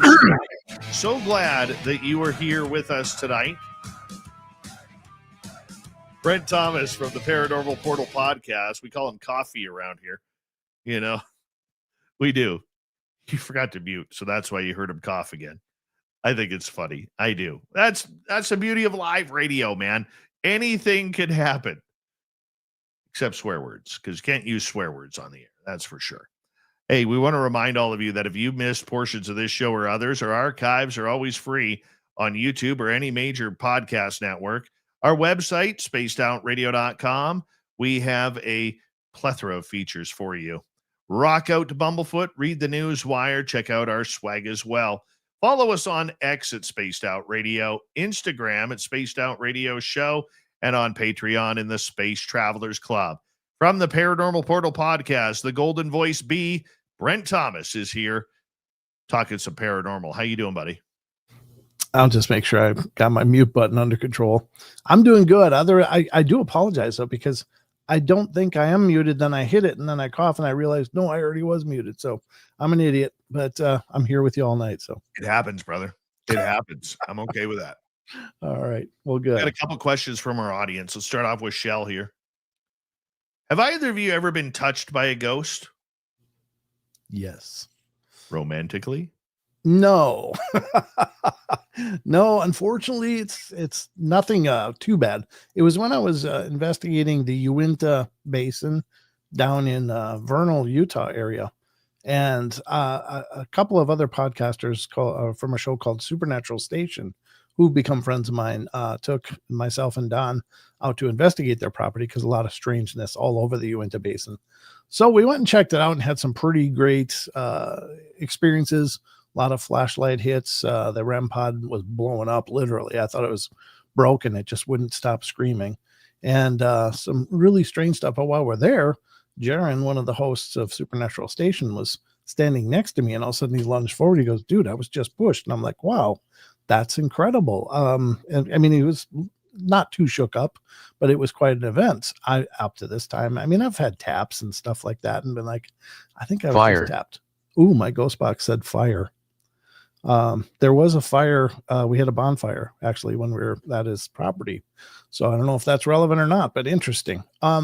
But I had gotten back to the hotel after that, and it's about 2 a.m. or 2:30 a.m. And Don and I were sharing a room, 2 beds. He went to bed and crashed out and was just gone, sawing logs. And I'm like, okay, well, I got ready and got into bed, and I was laying on my side and I was just starting to kind of relax and just get to the point where I was about to drift off, and something shoved me in my back, so much so that I'm laying on my side and it rolled me over in the bed.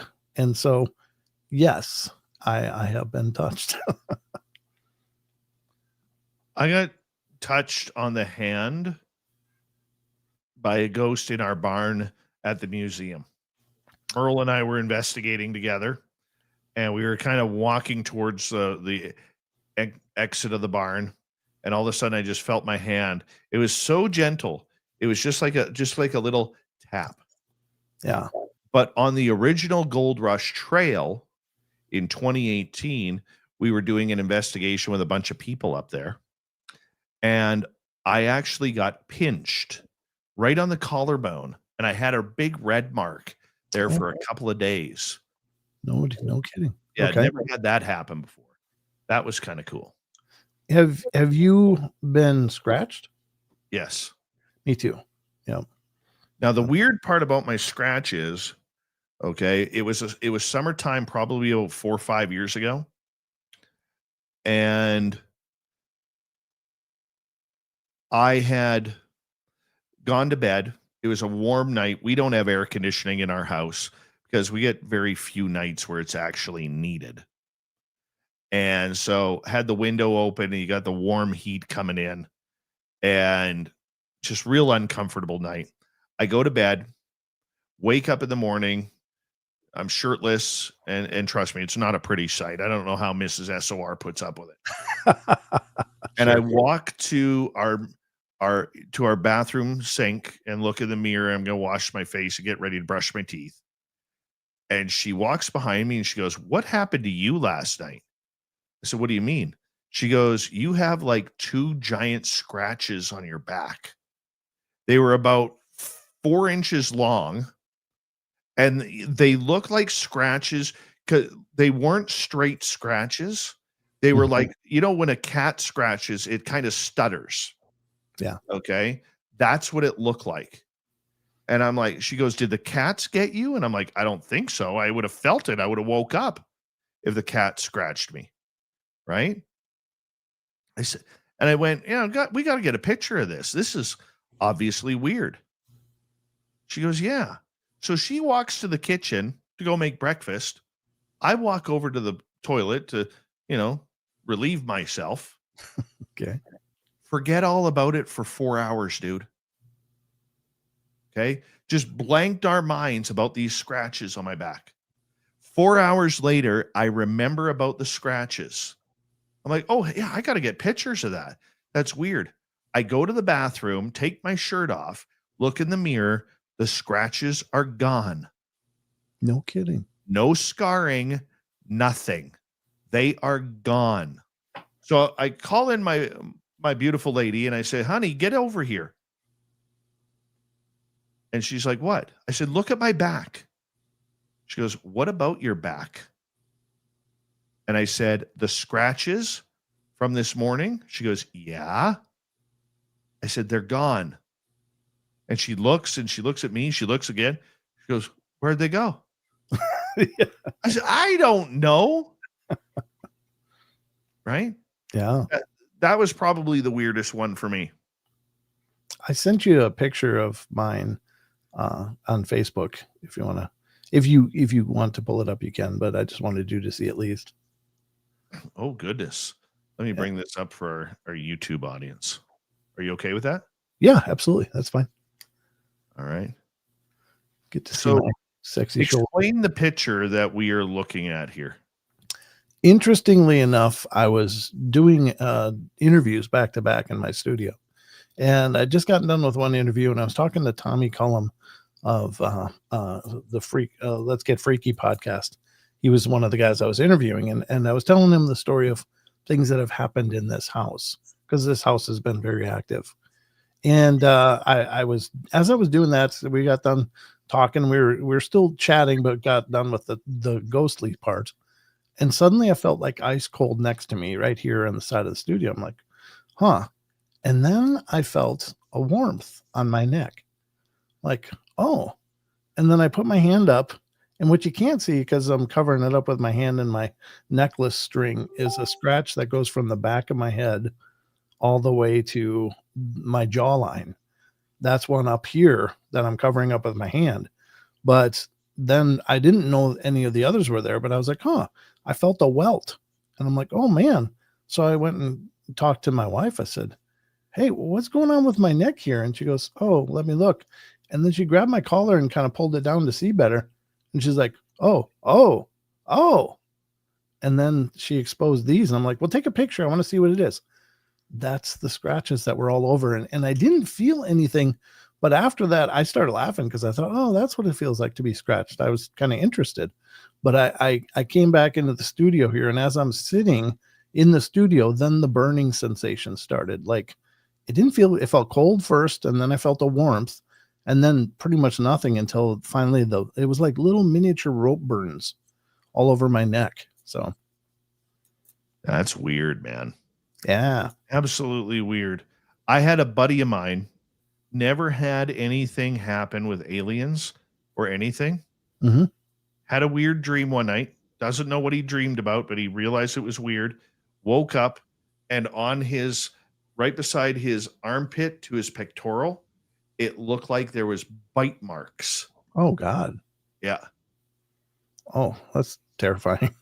Yeah. It was crazy. Let's go to Jose here. Brent and Dave, what actual material are ghosts made of? I've heard ectoplasm. Is that accurate?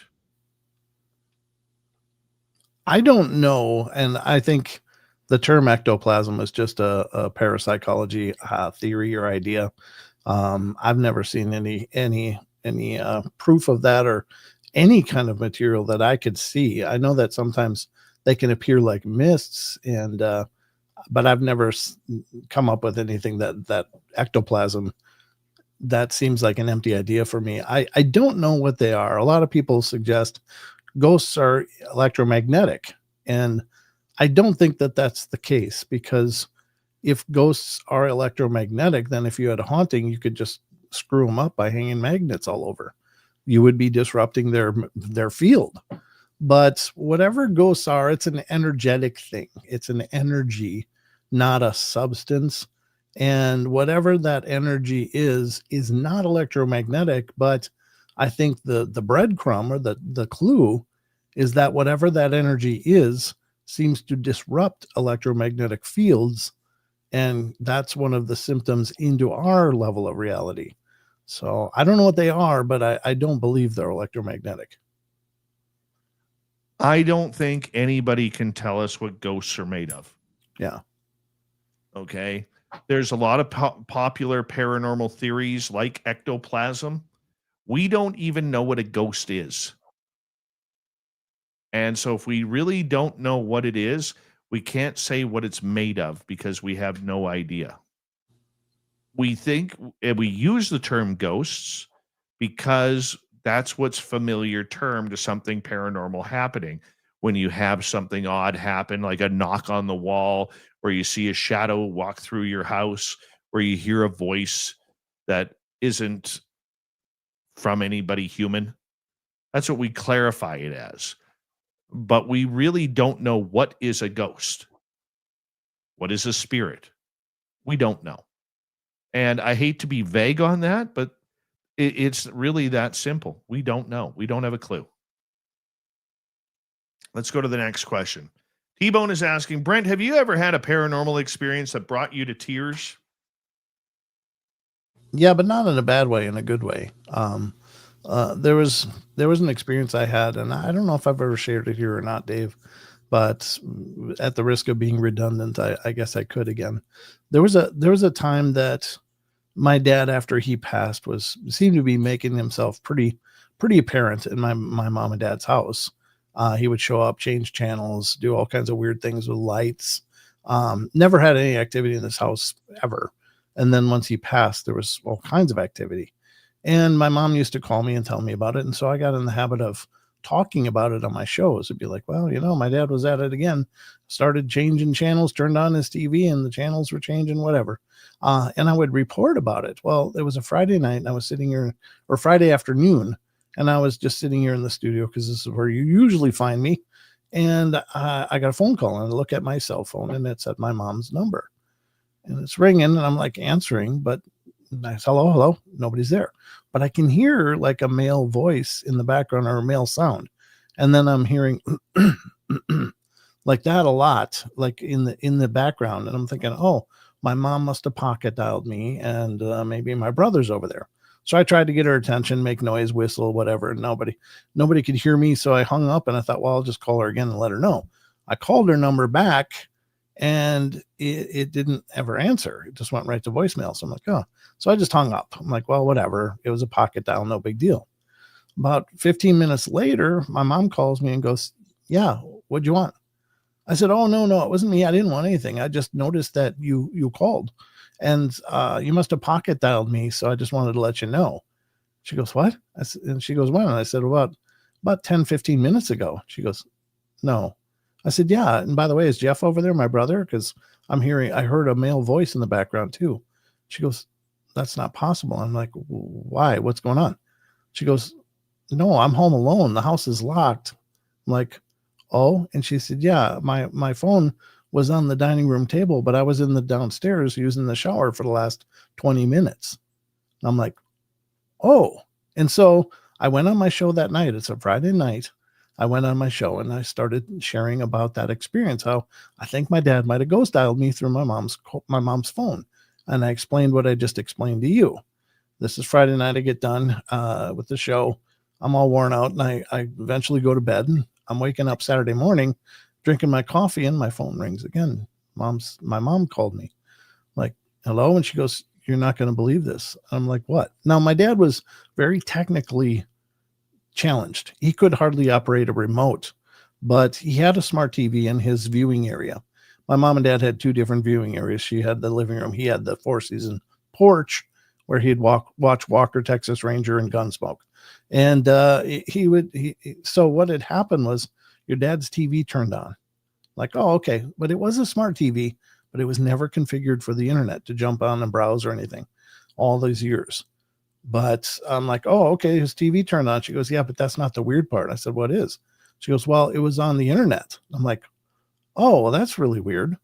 And she said, yeah, but that's not it. She said it was on YouTube. I'm like, oh, wow, it went on to YouTube. And I'm blown away already. Bandana. It says bandana.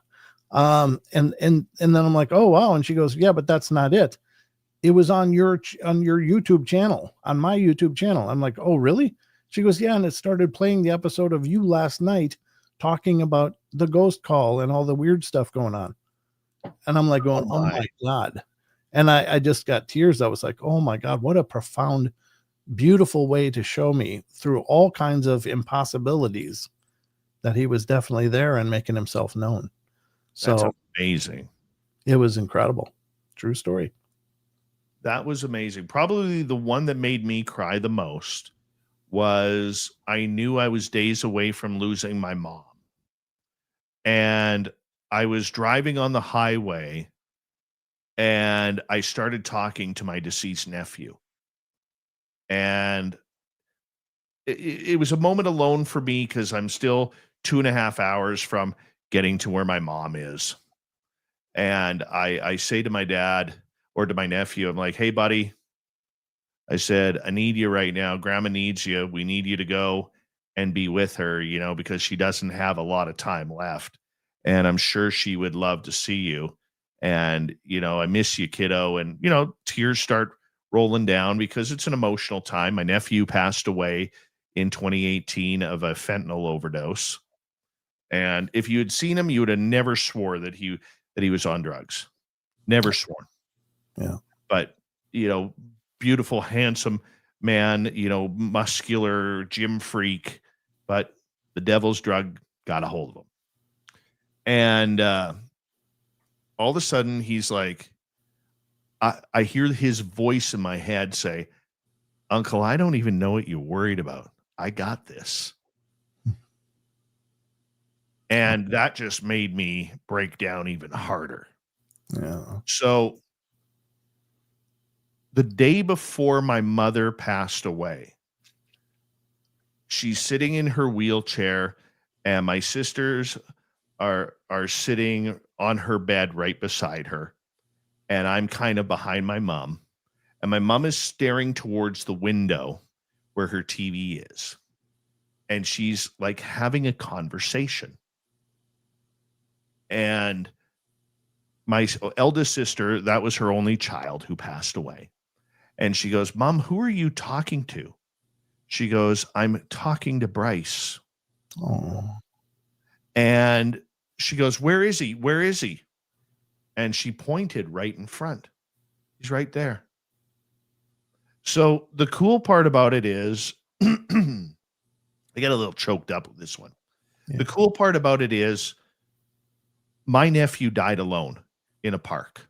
Mm-hmm. We never got to say goodbye. Or my sister never got to say goodbye. Okay. My sister was in the room for my mom's final breath. So I've taken a lot of solace in the fact that my nephew on the other side was there to welcome grandma because my nephew was my parents' first grandchild. So he was there to welcome grandma while my sister was the last one to see her breathe her final breath. Oh, So that was kind of cool. yeah. Looking back on it, that was a really cool emotional experience. We got 4 minutes left. I just shared a ghost story there, Miss Tessa Marie. So we're going to skip that one. Let's go to Jaren's. Have you ever worked with any paranormal groups that used methods you didn't care for or rub you the wrong way? Me personally, no. I only investigate with a couple other people, and both of them are incredibly professional and wonderful, and nothing questionable ever comes into it. But I'm certainly aware of groups using methods I don't like, and I really wish they wouldn't, because I think we don't know what we're dealing with. One, but just for instance, let's say that there are earthbound spirits that are earthbound for whatever number of reasons. Maybe they're working through things. They're in a state of trauma or in a state of confusion or whatever. And I think some of the methods, like provoking and utilizing, Ouija boards and stuff like that, are just recipes for problems. And I think we should be always incredibly respectful of these presences that very well might be in their own personal hell. And so to approach that with kindness, caring, compassion, and a loving way, I think is the only way to enter that kind of space. But to each their own, but that's my opinions. But no, I haven't worked with anybody directly like that. Since I've never been a paranormal investigator, I haven't worked with people, but I've seen people do nasty things. Yeah. I had one lady, a real dark psychic lady in town, did not enjoy being around her presence. She came into one of our museums and right in front of me crossed over one of our spirits, our most popular spirit. And we were able to get the spirit back because she didn't send her to the light. She sent her to a purgatory. Oh, geez. Yeah. And she's banned from the museum, this lady, now. But she did it because she was trying to steal my ghost tour from me, because she wanted it for her own profit, not for the sake of the museum, which I donated 100%. Wow.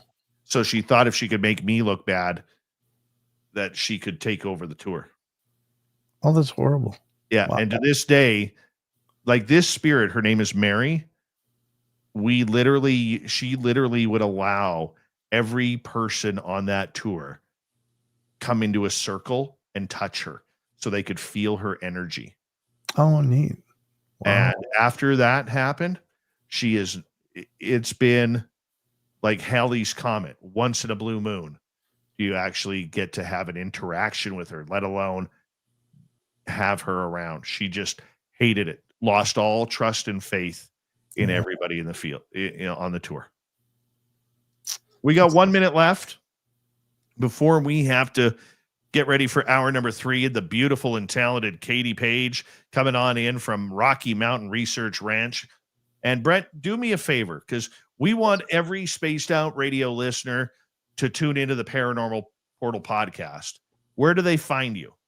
Probably the best way to find me, it's available on any podcast platform, but just go over to paranormalportal.net, and that's my homepage. It has all my links.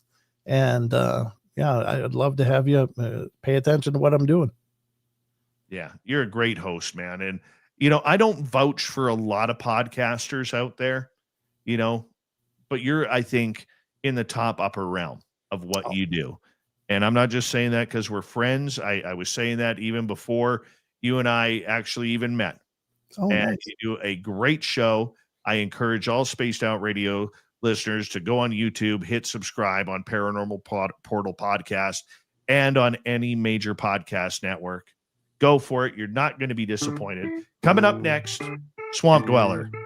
Then the lovely and talented Katie Page. Follow that up by the weird news of the week. Hour 3 is next. You're listening to Spaced Out Radio with your host, Dave Scott.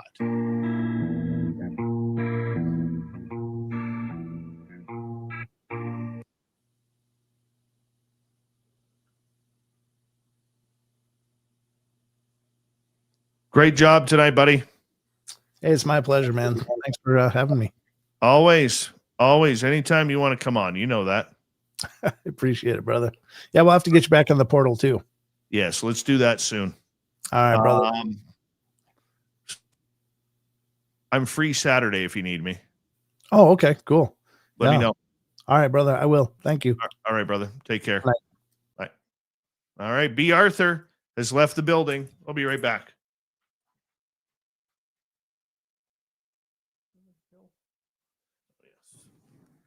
Need my timer.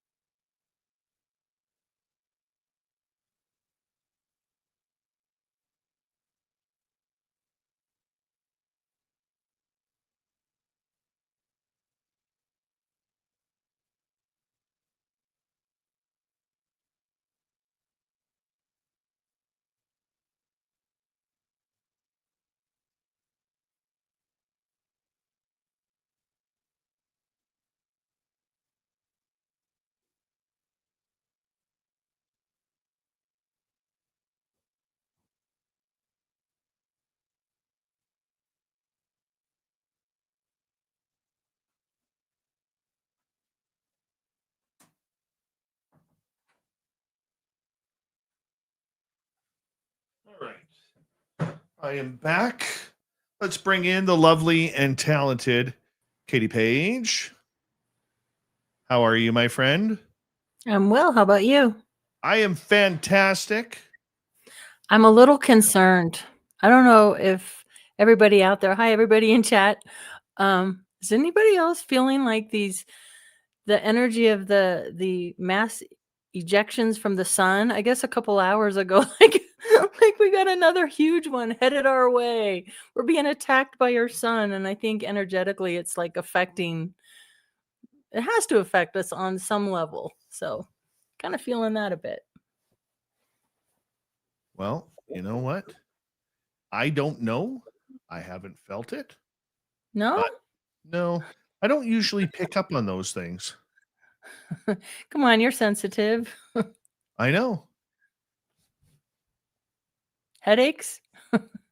Always got a headache. Anybody else out there in chat getting headaches and feeling it, or is it just me? I Maybe it's just the crap I'm going through.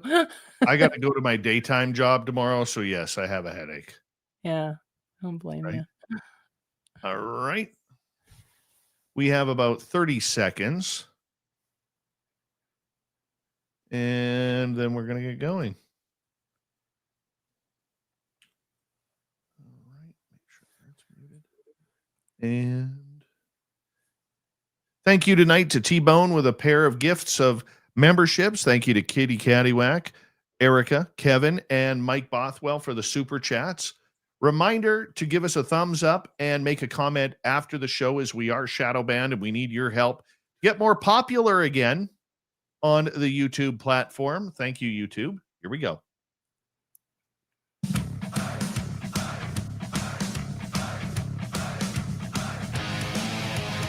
We are into hour number 3 of Spaced Out Radio. We have a busy hour coming up. My name is Dave Scott, Swamp Dweller, Katie Page, and the Weird News of the Week, all jammed into the next number of minutes. Yes, it's going to be great.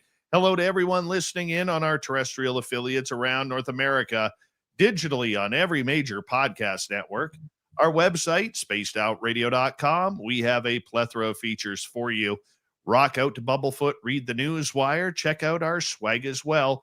You could follow us on X at Spaced Out Radio, Instagram at Spaced Out Radio Show, and on Patreon in the Space Travelers Club. The Desert Clam has set the password for tonight in the SOR Space Travelers Club. Tabatiere. Tabatiere is your password. Use it wisely, Space Travelers, as the Clam sets a password each and every night right here on Spaced Out Radio. Let's head to the swamp. Hello and welcome to Spaced Out Radio's Swamp. I'm Swamp Dweller, and tonight I'm going to take you on a mystic journey of the unknown, sharing tales of monsters, legends, and nightmares. Welcome to the Spaced Out Radio Swamp.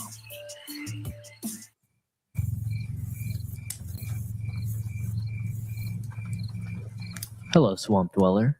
This story took place in December of 2020 in the Cadorus State Park of Pennsylvania. My friend, who I will call Rob for privacy's sake, invited me to go to his property, far into our state park. We were celebrating New Year's Eve by playing Manhunt with a bunch of our mutual friends, late at night. It was pitch black, but none of us were afraid. To add to the manhunt, we blared some music so the hunters could not hear hiders moving. We regretted that very quickly. Rob and his boyfriend ran off while I and my other friend Lee heard them walking towards a rough path blocked with thorns and loose dirt. We counted to 30 before ignoring the other players and going straight for where we thought Rob was. With the blaring music, I was a hunter who had to really hone in on the sounds. I lead Lee deeper through the path, tripping a couple of times as we sprinted through the footsteps that we heard earlier. We came to a cross-section and heard the footsteps now separating. Dumbfounded, I and Lee just stood there and looked around. Now, I know my friends very well. They do not pull dumb pranks in the woods. They don't really try to scare people in case of being shot. Rob is a tall guy, but what I and Lee saw peeking around the tree was easily 7 feet tall or taller. The encounter did not last very long as this thing sprinted away as soon as I locked eyes with it. Lee and I stayed silent and said nothing. Eventually, we got to about 30 yards away from where we saw it, and then we began to say, "You saw that too, right?" Lee said the same thing as me at the same time with confusion and fear in his voice. I just silently nodded, and we walked back to the meetup point and sounded the air horn to bring everyone back. We told them what we saw, and Rob said it was just him behind a tree, and everyone calmed down. Later that night, though, Rob pulled me aside a little bit panicked and told me the truth. He was never behind the tree. He was just as scared as us and wanted to calm everyone down, so we quietly leave the woods. He claimed it might have been a Bigfoot, but personally, I do not think it could have been because it was very skinny and lanky. I know this was long-winded and probably not very scary, but it is truly a weird and interesting story to share. Thank you, Swamp Dweller, for another spooky story. If you want more just like that, head on over to YouTube, type in Swamp Dweller, hit subscribe, ring that bell, and you got thousands of stories right there for you to listen to. Now the fun part. Let's get to Katie Page. From the Rocky Mountains, here comes Katie Page. Only on Space Out Radio. Katie will creep us, yeah, it's time for Neon SOR's Encounters.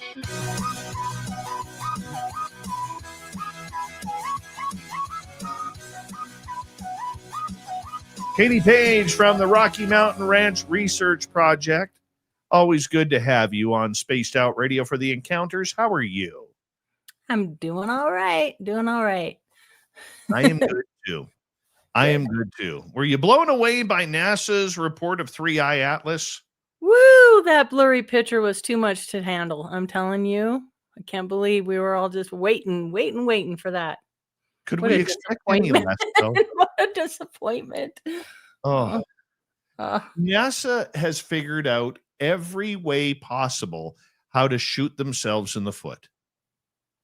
They really I know. It's such a bummer, too. I want to love them. You know, that generation of loving the Apollo program and all our fine astronauts and that. But gosh darn it. Hey, I wanted to thank all of those out there, by the way. I hit a milestone like an hour and a half ago. Not that I'm paying any attention, but you know that I accidentally deleted my duplicate channel, so I've been rebuilding. I hit 500 subscribers tonight. So thank you for those who took the time to hit that subscribe on my channel, Rocky Mountain Ranch Research. So it's been painful building back up. Woo! it is a painful process. Painful. You And you know- shouldn't really pay attention to that. You just do what you love. Keep doing it. Keep doing it. But, you know, you hit a milestone. Just wanted to say thank you. I would just die if something happened to our YouTube channel. I would die. I don't know what I would do. I would It's just amazing the perspective, like how much the world's changed in just the past, I don't know, 5 years, and it's changing even faster. you I know? know. I know. And you know what's funny is I had a listener last night, been with us a long time. Don't know what happened because I can't watch everything in our chat room. Absolutely goes off on one of our comments. Uh-oh. Yeah. Says, I'm unsubscribing to this channel. There is no free speech and no free comments allowed in the chat room. What? Yeah. He must have said something political or rude. Because there's a few things in our chat room I don't do. Yeah. Okay. First off, my chat room is not a democracy. It's a Daveocracy. Davianism. if you wanna call it that. Daveocracy. Yeah. That's probably one of my favorites, Davianism. Okay. Because here's a few things that I do know. Number one, my chat room is for everybody. I don't care what color you are. I don't care what religion you are, what sex you are, what you identify as, whatever. Just come and enjoy the woo. Like you have all day to gripe and complain about politics, about the news, about media, about what you saw on social media. NASA. But when you get to my room, the one thing that I'm very happy with for our radio listeners, if you ever decide to come into our YouTube chat, you're more than welcome to do that. But there's a few rules that I have. Number one, whether you agree with the guest or not, never insult my guest because they have taken 2 hours of their time, their precious time to spend with you, the listener. You don't have to agree with them. You don't have to like them. And if it's not a show for you that night, guess what? You don't have to tune in. But respect the fact that they are going to express their opinion for 2 hours because they are making time for you, the listener. So show some humanity. I think that's a pretty fair rule. Very Okay. fair. Number 2, I don't like people insulting people in the chat room. Yeah. Okay. So that's why I don't allow politics to be discussed unless it's about insulting Justin Trudeau or it's about UFOs or something political to do with the fields that we talk about. That's the only time. I don't care about Republican versus Democrat, liberal versus conservatism here in Canada. I don't care about Israel versus Palestine, Russia versus Ukraine. And look, that one's tough for me because I am Ukrainian by heritage. That one's really tough. But guess what? I don't say a thing. Have some respect for the people in your chat because you get hammered from the time you wake up in the morning until the true. time you decide to turn on our show. You are hammered with politics, opinion, flamboyancy of people going crazy on social media, putting stupid videos up of screaming because they don't like who got elected or they don't like the law or they don't like whatever it is. I don't care. For these 3 hours, sit back and enjoy. Right? Yeah, the community is small enough as it is. I never understood the drama side of it. And I just like, be nice to each other. We don't have to agree with each other, but we could be Absolutely. respectful of each other. And we're all trying to figure out the same woo answers. And we're just coming up with even these encounter cases. I've been going through the alphabet. Tonight we're on Delaware. Absolutely. Little old Delaware. And even with these crazier cases from, the 40s, 50s, 60s, 70s, because they can be a little out there. I'm not saying I believe all these reports. I don't know how they were investigated or who vetted them. I am using ufodex.com, though, to find these more obscure cases, which is a very specific data set for it to search. So Delaware is kind of fun tonight. You want to jump in? I do. All right, let's jump into Delaware. So the first one comes from 1964 called the Dover Air Force Base C-124 incident. So this is kind of cool because this is an air crew UFO encounter from 1964, which is the same year. We'll put it in kind of perspective as the Socorro sighting in New Mexico. A really important case as well. But these were 2 United States Air Force pilots. It said the pilots observed a large luminous object that paced their aircraft for several minutes. The object was described as having an unusual shape and emitted a bright, steady light. The pilots attempted to communicate with ground control, but their radio experienced interference during the sighting. Very similar to the 2 A-7Ds that had interference in that when they were in quote unquote in pursuit of a UFO over Elbert County, and they both crashed, and that's a whole thing. Anyway, but they tried to communicate. They had radio interference. The object eventually accelerated away at high speed, performing maneuvers beyond known aircraft and capabilities of 1964. So this one was actually investigated by Project Blue Book, and I'm not sure, it doesn't say on here what their conclusion was, but most likely one of their unexplained open cases if it involves 2 Air Force pilots. So that's kind of cool. I love that story. It's great story. Okay, next one. I love these egg shape. Again, Socorro 1964 egg shapes. And last week we covered quite a few eggs in Canada. So, this egg thing is nothing new. So this is a Delaware egg-shaped UFO and humanoid, 1960s in rural Sussex County, Delaware. It said the family observed an egg-shaped craft land in a field. A small humanoid described as frog-like, another frog-like one, with large eyes and putty-colored skin emerged and attempted to communicate. The entity left behind a green powdery residue. Also interesting because there was a green residue left at the Snippy case in 1967. So here's another case with green substance, green residue, green powder. There was powder in Snippy's stomach too. So the entity left behind that residue, which later was found under the fingernails of a witness who tried to grab the creature. Ooh, forensic evidence. If it were now, like if that happened today and we had like a abductee had residue under their fingernails, that would be awesome. Creepy. Anyway, so that's an interesting one. Oh, I love this one because I'm a big Led Zeppelin fan. This one's called the Claymont Zeppelin UFO Flap. September 1965. This is a multiple witness and police officers as well.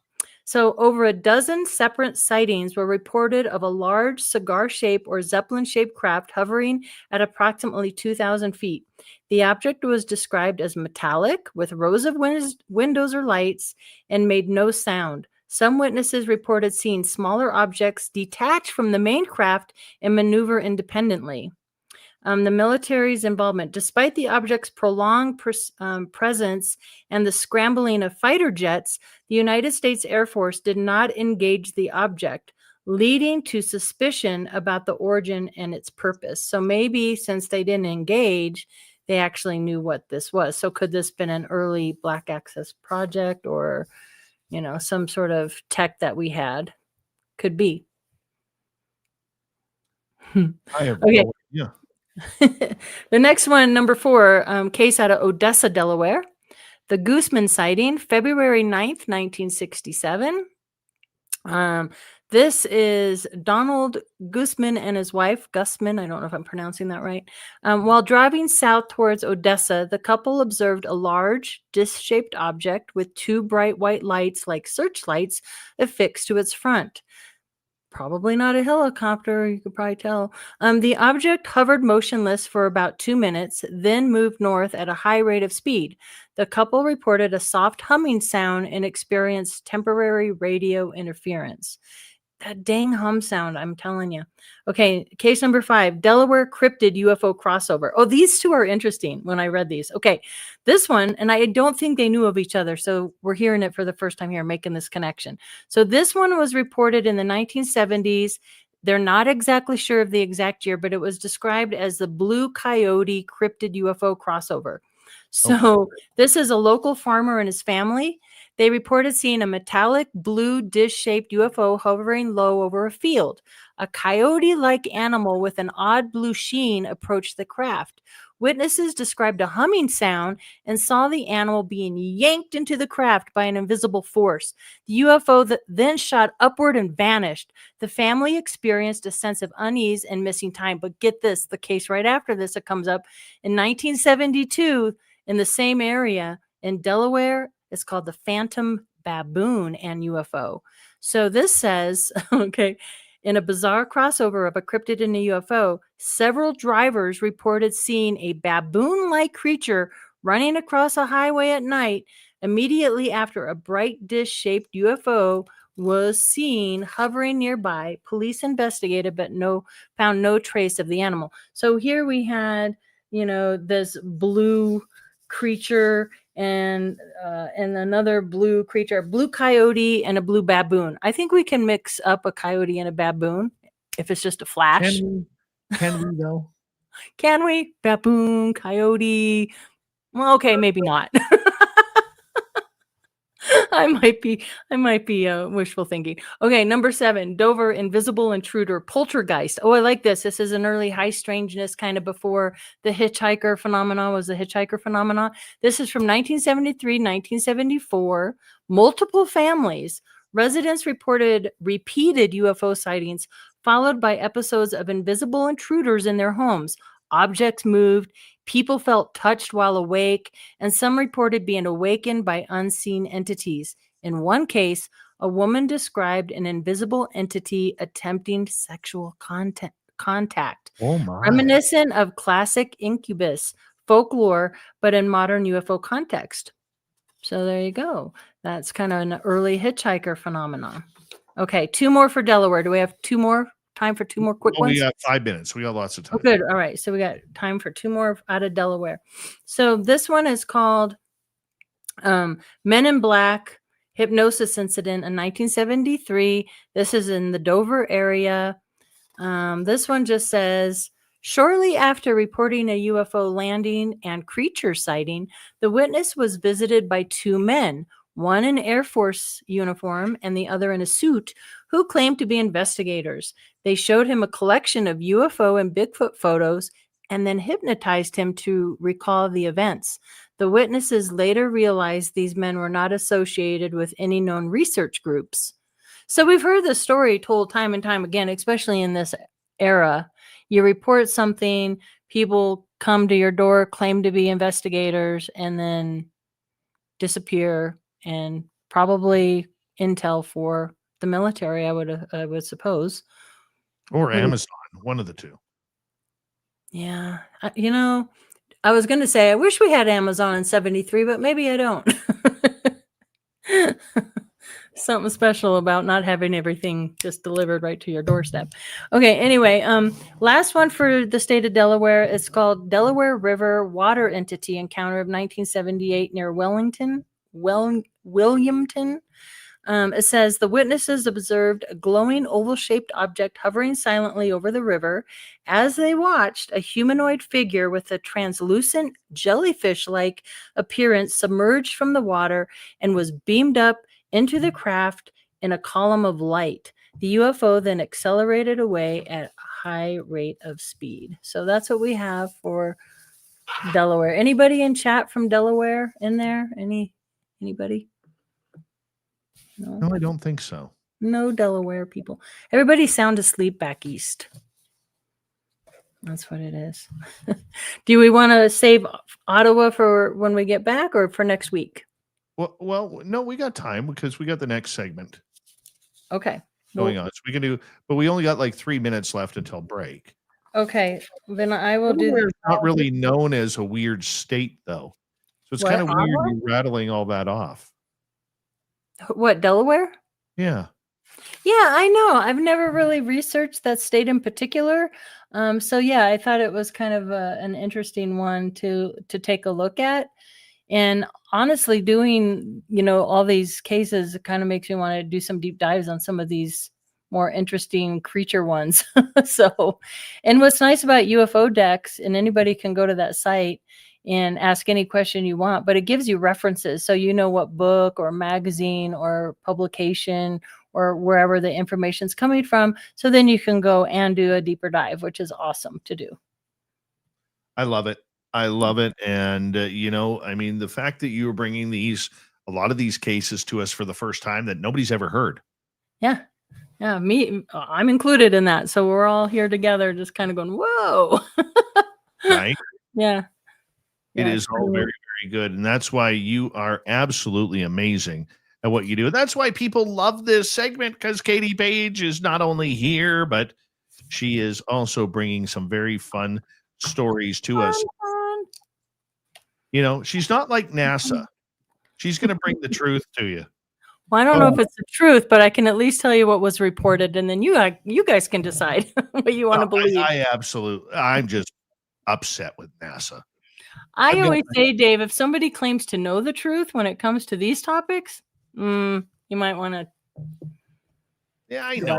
But it's NASA. Can they keep just tripping over themselves? It's ridiculous. It really is. You know what? Eventually, it's already starting to happen. There's no stopping people are waking up to these games that have been going on for decades. So that's good. Mm-hmm. Yeah. Mike from New Jersey is saying, hey, when are you going to get to some New Jersey stories? Well, you have to wait till we get to the letter N, because Katie is going in alphabetical order across Canada. Maybe I'll be crazy then and just go backwards one day. You never know. Or just go right in the middle. That'll absolutely mess me up. Hey, I want all of our radio listeners and all of our social media listeners to head on over to YouTube. Type in Rocky Mountain Ranch Research. Rocky Mountain Ranch Research. Do yourself a favor. Let's help get this young lady up to 1,000 subscribers on her YouTube channel.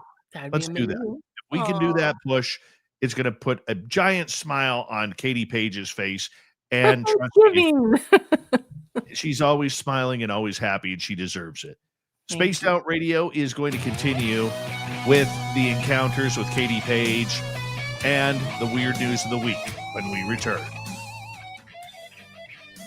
This is Spaced Out Radio and your host, Dave Scott.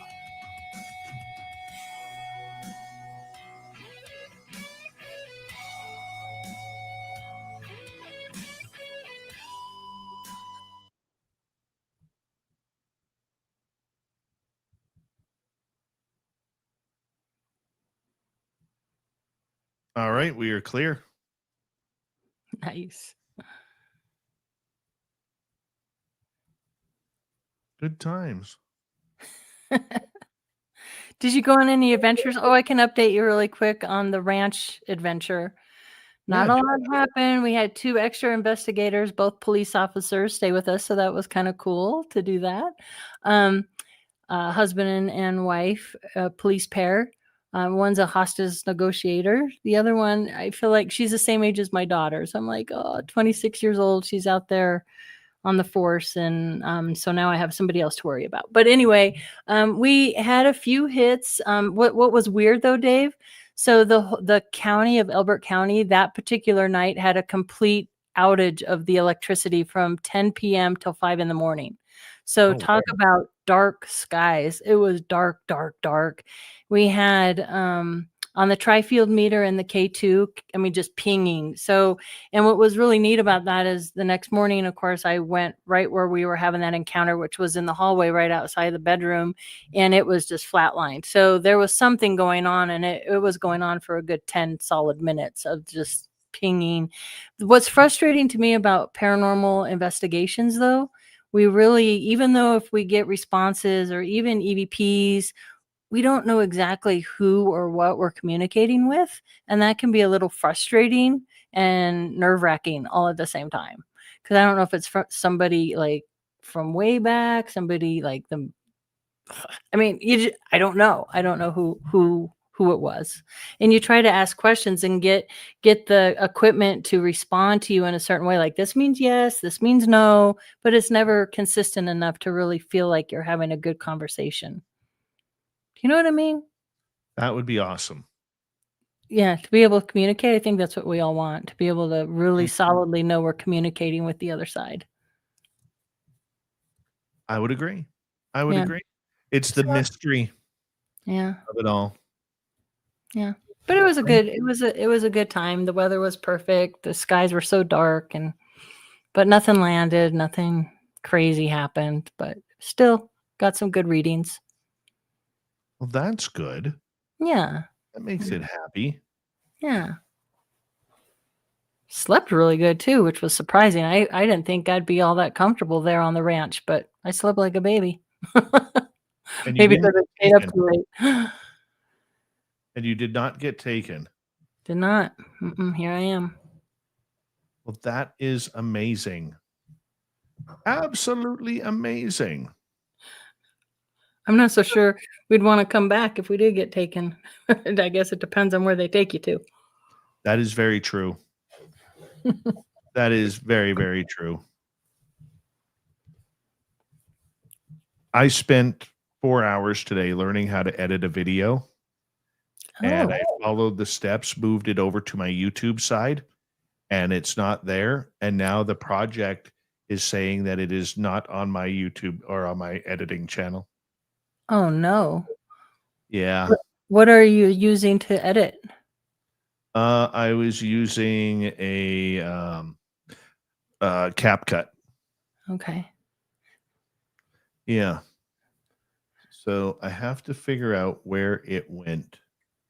'Cause it did- Before I came on, I started a friend of mine turned me on to a program called Opus, which takes your long videos and makes all these shorts for you like instantaneously Yeah, and then uploads them to all the channels.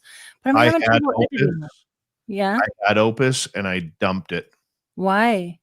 I found that it was a lot of these programs will claim that they do a lot of things to promote your channel. Mm-hmm. And we did a bunch of shorts on it to test it out. And we didn't even get like 30, 40 looks on it. Oh man. Yeah. So my suggestion would be to grab CapCut. It's easy because it's part of TikTok. It's a very cheap program to have. And you cut your videos and your shorts on there. And you can put your writing on there. You can do absolutely everything on there.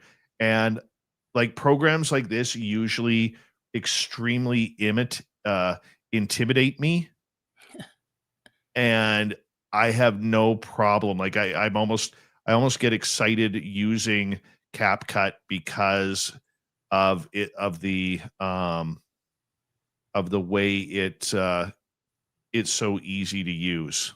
Nice. And do you have to do each one individually, and will it upload it automatically for you to all your? Well, you got to take the 5 minutes to actually upload them all. Okay.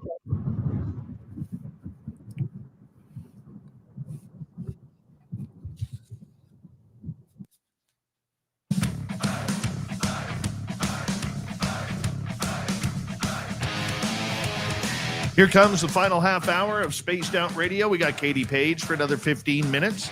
And then the weird news of the week. My name is Dave Scott. I'm the guy who runs this show. And I know you must like me because you tune on in each and every night. So I thank you for that. I really do. Reminder to all of you that if you've missed most of this show or others, check out our free archives on YouTube or any major podcast network. Our website, spacedoutradio.com. We have a plethora of features for you. Rock out to Bumblefoot, read the news wire, check out our swag as well. You can follow us on X at Spaced Out Radio, Instagram at Spaced Out Radio Show, and on Patreon in the Space Travelers Club. She's Katie Page. I'm Dave Scott. She's from the Rocky Mountain Research Ranch, and I am not. I'm from British Columbia, so that's what I do. And we are here to give some stories about the encounters that are happening. Katie, take it on over. All right. So now we are on to Ottawa, Canada. And a little side bonus here. So sometimes when you're researching historical cases or things, questions arise. And with this particular case, this is the Ottawa area citing the Phantom Invasion from February 14th, 1915. So I'm like, 1915? Holy cow. And it's on Valentine's Day. So I'm like, wait a minute. Did they celebrate Valentine's Day back? And so I had to learn about Valentine's Day, which I just took for granted. Do you know why we celebrate Valentine's Day? No, but I can find out. I know. Everybody should Google that. It's kind of interesting. In a nutshell, it goes back centuries. But basically, somebody was going against a rule that said military men, they didn't like military men to be married because they thought they made better soldiers in World War I and other battles. I don't think this was in World War I, but whatever war was going on at the time. So they did not like them to be married. So this saint somebody was marrying people on the sly. And it was on Valentine's Day that they executed him. Oh my. So yeah, so Valentine's Day comes from the guy, that was secretly marrying these soldiers and he was executed on Valentine's Day. So it was an interesting story. So side note, so this case happened on February 14, 1915. Anyway, during World War I, multiple citizens, including the mayor of Brookville and city constables, reported seeing aircraft with lights crossing the St. Lawrence River towards Ottawa. 3 balls of fire were seen dropping into the river, thought to be bombs or flares. The incident led to the first blackout and air raid precautions in Canadian history. While not a classic UFO sighting, this event is notable for its mysterious aerial phenomenon and official response. So it says about 5 minutes later, a second flying machine was heard. So there was sound to these, which might kind of say something about it. As it crossed the St. Lawrence from the direction of Morristown, New York, 3 balls of fire were seen to drop into the river. It was thought these might be bombs that landed harmlessly, but they thought maybe it could have been mysterious aviators dropping these flares or something to find their way back in the dark. So interesting early case. Sounds like aircraft to me, since there was sounds to it, but not necessarily. I don't know. It seems to me Canada, and we talked about this last week, that you have a lot of like sightings around rivers and water and things like that. So again, this is another documented case of that. So this one here, again, by a reservoir, 1965, Ottawa, Ontario, the Carlington Heights Reservoir Encounter. So this is by the Carlington Heights Pumping Station in Ottawa. It says Mr. Harris and his companion witnessed an extremely bright light approach the reservoir. The craft hovered 15 to 20 feet above the water, illuminating the ground with 4 type searchlights. A sliding door opened, revealing 3 dark, shiny figures. The witnesses left the area in fear. The event was not widely reported until years later, but is notable for the close proximity to multiple witnesses and physical effects that were shown on the ground. All right. So this one's a long kind of thing here. I don't know. Have you heard of this? It's called the Anonymous Carp Crash Letter from November 4th, 1989. Have you heard of this anonymous letter that was written to a UFO investigator? So this claimed to be near Carp, near Corkery Road. Do you know where that is? No. No. Okay. So it I'm says, on the other side of Canada. huh? I'm Other on the side. of Canada. Okay. Do you get over to the other side very often? No, because there's too many Toronto Maple Leafs fans there. Hockey will do it. Okay. An anonymous letter sent to a Canadian ufologist described a dramatic UFO crash and recovering operation in the Carp area. According to the letter, Canadian Defense Department radar tracked a globe-shaped object that landed in a swamp. Again, water, swamp, water. U.S. and Canadian special forces, including an AH-64 Apaches and a Black Hawk helicopter, attacked the craft with, it says, Vexon gas or VX gas. Is this a nerve agent? I tried to look it up. It's spelled VEXXON. I don't know. Nothing came up other than this VX gas, which was a nerve agent. Anyway, the gas entered the craft, and they recovered 3 dead reptilian fetus-headed beings. I've never heard them described like that before. 3 dead reptilian fetus-headed beings. The craft was dismantled and transported to a secret facility in Kanata. A 35 millimeter film showing an entity holding a light was anonymously submitted to the National Research Council. The beings were autopsied at the University of Ottawa. It says Canadian American security agencies were immediately notified of the landing, monitoring satellites. They traced the movements of the aliens to a triangular area off Old El Monte and Crockery roads. The ship landed in deep swamp near the two. So again, they claim that the Apaches and the Blackhawks headed to the area the following night. At the controls were the 3 dead crewmen that were gassed. So that's a really interesting case. I want to dig a little deeper. I will tell you, I do not believe that one. Why is that? Because the Canadian government or the Canadian military does not own a single Black Hawk helicopter and absolutely 0 attack helicopters of Apache style. Well, it said the U.S. was here too. Well, they said they called the U.S. in, but they said prior to that that the helicopters went in to get the craft. So right. I don't buy that. I'm sorry. That one I don't buy. Okay. That's good to know. I love that. I love that you know that, and that's important. That's why we have all sorts of people coming together going, that don't make any sense. Just like when I hear, if it made sounds like that other one, it sounded like probably aircraft, over, flying over. Anyway, okay, let's go on to this one though. But this is interesting though, Dave, because this is the same year, 1989. Now maybe it's just piggybacking. Also in Carp, it's called the Carp UFO sighting and radiation burn. So it says that this woman and her son were driving near Carp when a brightly lit UFO flew over them and shone a light on their car. The son suffered radiation burns on his arm.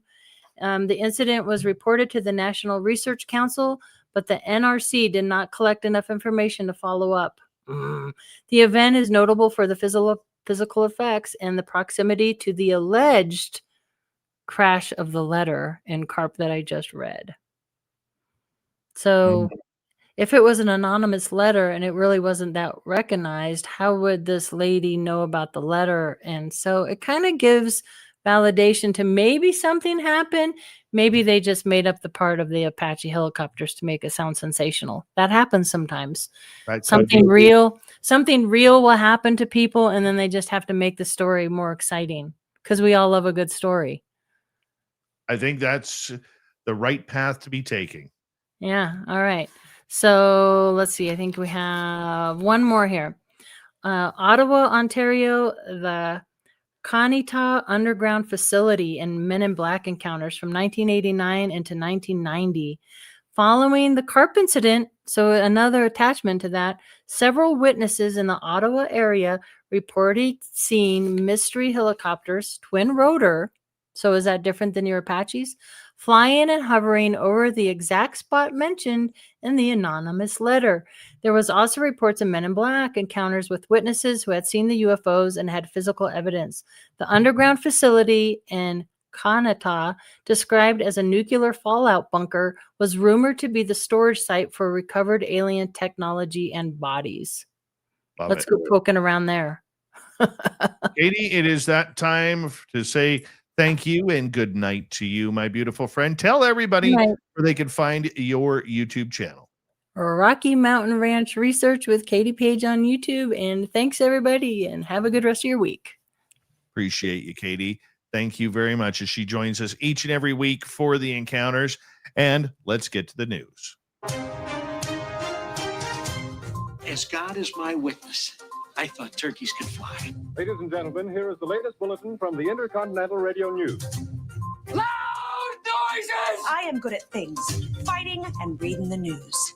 It's time once again for Spaced Out Radio's Weird News of the Week. Sales of an artificial intelligence-enabled plush toy have now been suspended after it was found the bear, the teddy bear, the AI teddy bear, was engaging in conversation around sexually explicit topics and offered potentially dangerous advice.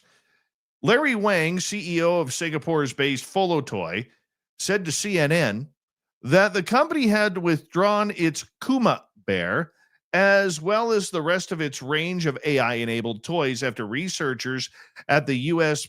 Purge Education Fund raised concerns around inappropriate conversation topics, including discussion of sexual fetishes such as spanking and how to light a match. The company is now conducting an internal safety audit.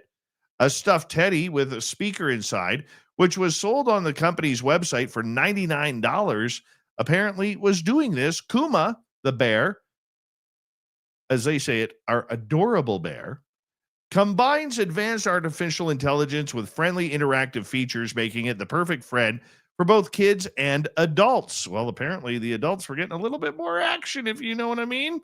From lively conversation and storytelling, which should be educational, Folotoy adapts your personality and needs, brings warmth, fun, and a little extra curiosity to your day, according to the website, which shows the teddy bear is sold out. The PIRG, or Purge report, published on November 13, found that the teddy bear had poor safeguards for inappropriate content. In one interaction with the researchers, it suggested where you could find knives in your home, and in others, it was happy to discuss sexually explicit themes. We were surprised to find out how quickly Kuma would take a single sexual topic we introduced into the conversation and run with it, simultaneously making it a horny bear, escalating into graphic detail while introducing new sexual concepts of its own. Oh my. The researchers detailed how the bear later discussed even more graphic sexual topics in detail, such as explaining different positions, giving step-by-step play-by-play on how to do certain things that were not for beginners, for tying up a partner, and describing role play dynamics involving teachers and students, parents and children. scenarios very disturbingly brought up. Oh my. Well, the researchers noted that children are unlikely to mention the word kink to their teddy bear or ask follow-up questions in the same way an adult would. It was surprising to us that the toy was so willing to discuss these topics at length and continually introduce new explicit concepts. Yeah, no wonder this thing's been pulled off the shelf. Holy cow. My goodness, my virgin ears. My virgin ears are now bitter and sinful. Look, sticking kind of with the topic, hookups and one-night stands are pretty commonplace nowadays, but there's always that awkward moment in the morning after you're just not sure how or when to leave. Yeah, who's been caught in that scenario? Raise your hand. Although most British people have the universal way of leaving conversations by slapping their knees and saying, right, before standing up. That's not an easy thing to do after sleeping with someone you potentially barely know. The experience itself, usually worth it, so long as you've got some game in the bedroom, but it could often be marred by less fun experience of leaving, or even worse, struggling to get to the other person to leave. So apparently there's a right way and a wrong way to do this. And they mention leave the person a coffee. Yeah, leave the person a coffee. Why? I don't know, but apparently a good cup of coffee is the way to get someone to all of a sudden leave. You tempt them with the morning coffee where you can have that brief, awkward conversation, according to a sexologist. And now it's kind of the feeling, okay, you've had your coffee, you got your day starting, and get the hell out of my house. Yep. Certified clinical sexologist and dating coach Misha Battle said, if it is casual, it is commonly accepted that you don't have to treat them nicely, but there's a different approach if it's part of a courtship ritual where more willing to put in a little bit more effort to be respectful. There's also a scientific reason why we should cozy up with the person on the other side of the bed, even if their performance was not up to scratch, as sex releases hormones such as oxytocin for bonding, dopamine for pleasure, and prolactin for relaxation. So apparently, because of all this, that person deserves a hot cup of joe. Before you send them off, you erase their phone number from your phone, and please delete me from Facebook, right? All right. Speaking of weird stuff at Brits, holy cow, we're on a roll tonight. Here's everything you need to know about the case of Sonia Exelby, a British national who was found deceased in Florida after failing to board her flight home. Concerns of Sonia's welfare were raised after she failed to return home from her trip in the U.S. back in October. The 32-year-old's family highlighting she was a vulnerable person with mental health concerns and got herself into a dangerous situation. Her body was tragically discovered days later, buried in a shallow grave in Marion Oaks, Florida. U.S. man Dwayne Hall was arrested and charged with murder, with the pair believing to have met on a fetish website. It was there Sonia allegedly made a post asking for someone to, I don't know if I should use these words on social media, but let's just say get rough with her and then off her, unalive her. An offer which Hall, who is accused of taking her up on. Oh my. Oh my. Yeah, this is horrible. Yeah, Florida Department of Law Enforcement received an alert from British authorities regarding a missing vulnerable person. And Hall, the person who she was contact with on her internet when they checked it, was obviously the first prime suspect. Hall was interviewed. Once again, the charges made on Sonia's information. He also sent packages to a friend in Ohio, which included a knife containing some of her blood and a bracelet containing both of their DNA. Hall was arrested October 17th. Charges of fraud and unuseful use of a two-way communication device. They were later dropped. Sonia's body was discovered by law enforcement, buried in a shallow grave shortly after that, where he was charged with taking that. Dwayne Hall was arrested November 17th with the kidnapping and killing of this beautiful young lady. He's pleaded not guilty on all charges. His argument, well, it was a fantasy gone wrong. That's terrible. Terrible. All right. Final one tonight. Their initials match, so do their surnames. One is the heartbeat from the heartbeat from the presidency, and the other, J.D. Vance, was sentenced on Monday to 2 years in prison in connection with threats made against Vice President J.D. Vance and President Trump on social media. The man who made the threats, James Donald Vance Jr., 67 years old, of Grand Rapids, Michigan, pleaded guilty to 3 criminal counts in July, according to filings to the U.S. District Court in Kalamazoo, Michigan. Secret Service agents arrested Mr. Vance, not the vice president, back in June after linking him to a series of social media posts in March and April on Blue Sky, in which he vowed to unalive the president and vice president. Federal prosecutors said that he also made threats against billionaire Elon Musk, whom Trump previously put in charge of the Doge Department, and Donald Trump Jr., responding to social media posts suggesting that the president's eldest son might seek the presidency in 2028. If Trump and Vance and Musk ever come to my city again, they will leave in a body bag, he stated. The non-vice president, J.D. Vance, said this. I will either be shot by a Secret Service sniper or spend the rest of my life in prison. I've only got about 10 years of life left anyway. In another post, he wrote that he would unalive Donald Trump Jr., referring to him as an expletive before he gets Secret Service protection. And this guy went absolutely haywire. Definitely not liking the president and vice president of the United States. He has gone to jail for a couple of years, and now J.D. Vance is in prison for threatening J.D. Vance. If you can wrap your hand around that, well, you're a better person than me. There we go. Want to say a big thank you to Katie Page for coming on in, Swamp Dweller, and of course our guest tonight from the Paranormal Portal podcast, Brent Thomas, for filling in for Merle tonight. We really appreciate it. Appreciate you for tuning us on in as we say hello to Mr. Ron Bumblefoot Thal. Rocking in the background with Little Brother is watching. Bumblefoot is the official music of Spaced Out Radio. Rocking us in and out of every single show. Get your horns up for the guitar god himself. Special thanks to everybody listening in at work, at home, in your cars, wherever you may be. Thank you to everyone in our chat rooms tonight.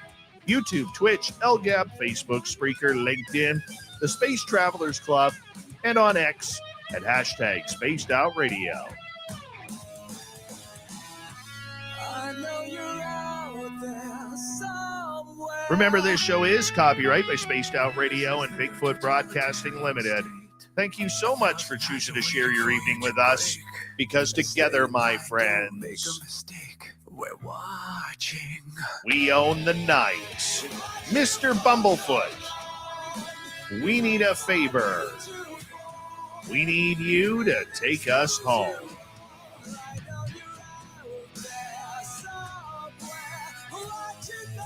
Yes, the Woo Train has docked for the night, but soon, my friends, we shall ride again. Your seats are always available. Your tickets never expire. And if you want to bring a friend, we have room for them too. Good night, everybody.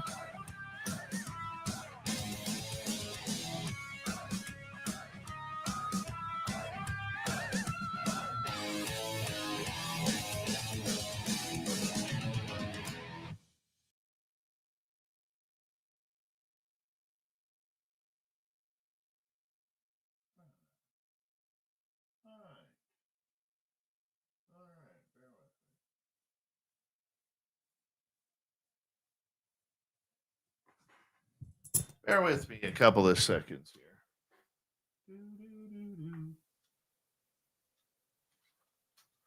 All right, so we go like this. 12, 19, 25.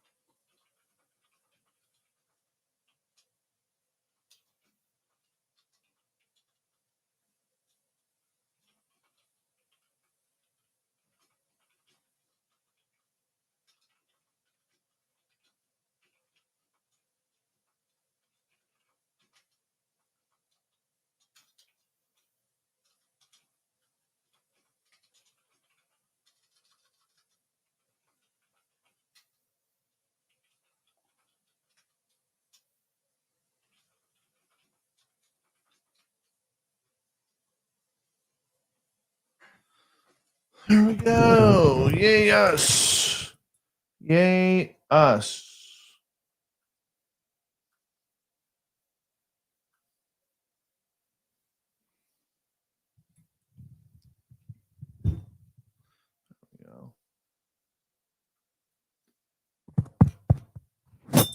Hello.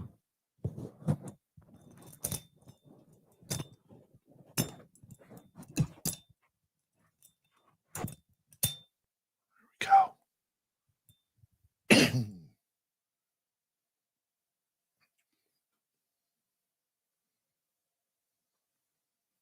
all I got. That's all I got.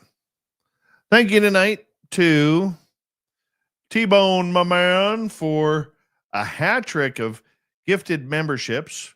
Mike Bothwell, Kevin M., who's only 14 hertz. Or is that I4Z? Whatever that stands for. Erica Stover, Kitty Caddywhack for the super chats. Who's on tomorrow night? Angela Anderson, accessing our inner wisdom. She's going to be fun. I promise you. She's going to be a lot of fun. Filthy's on a roll with guests recently, so I know this one's going to be a great show.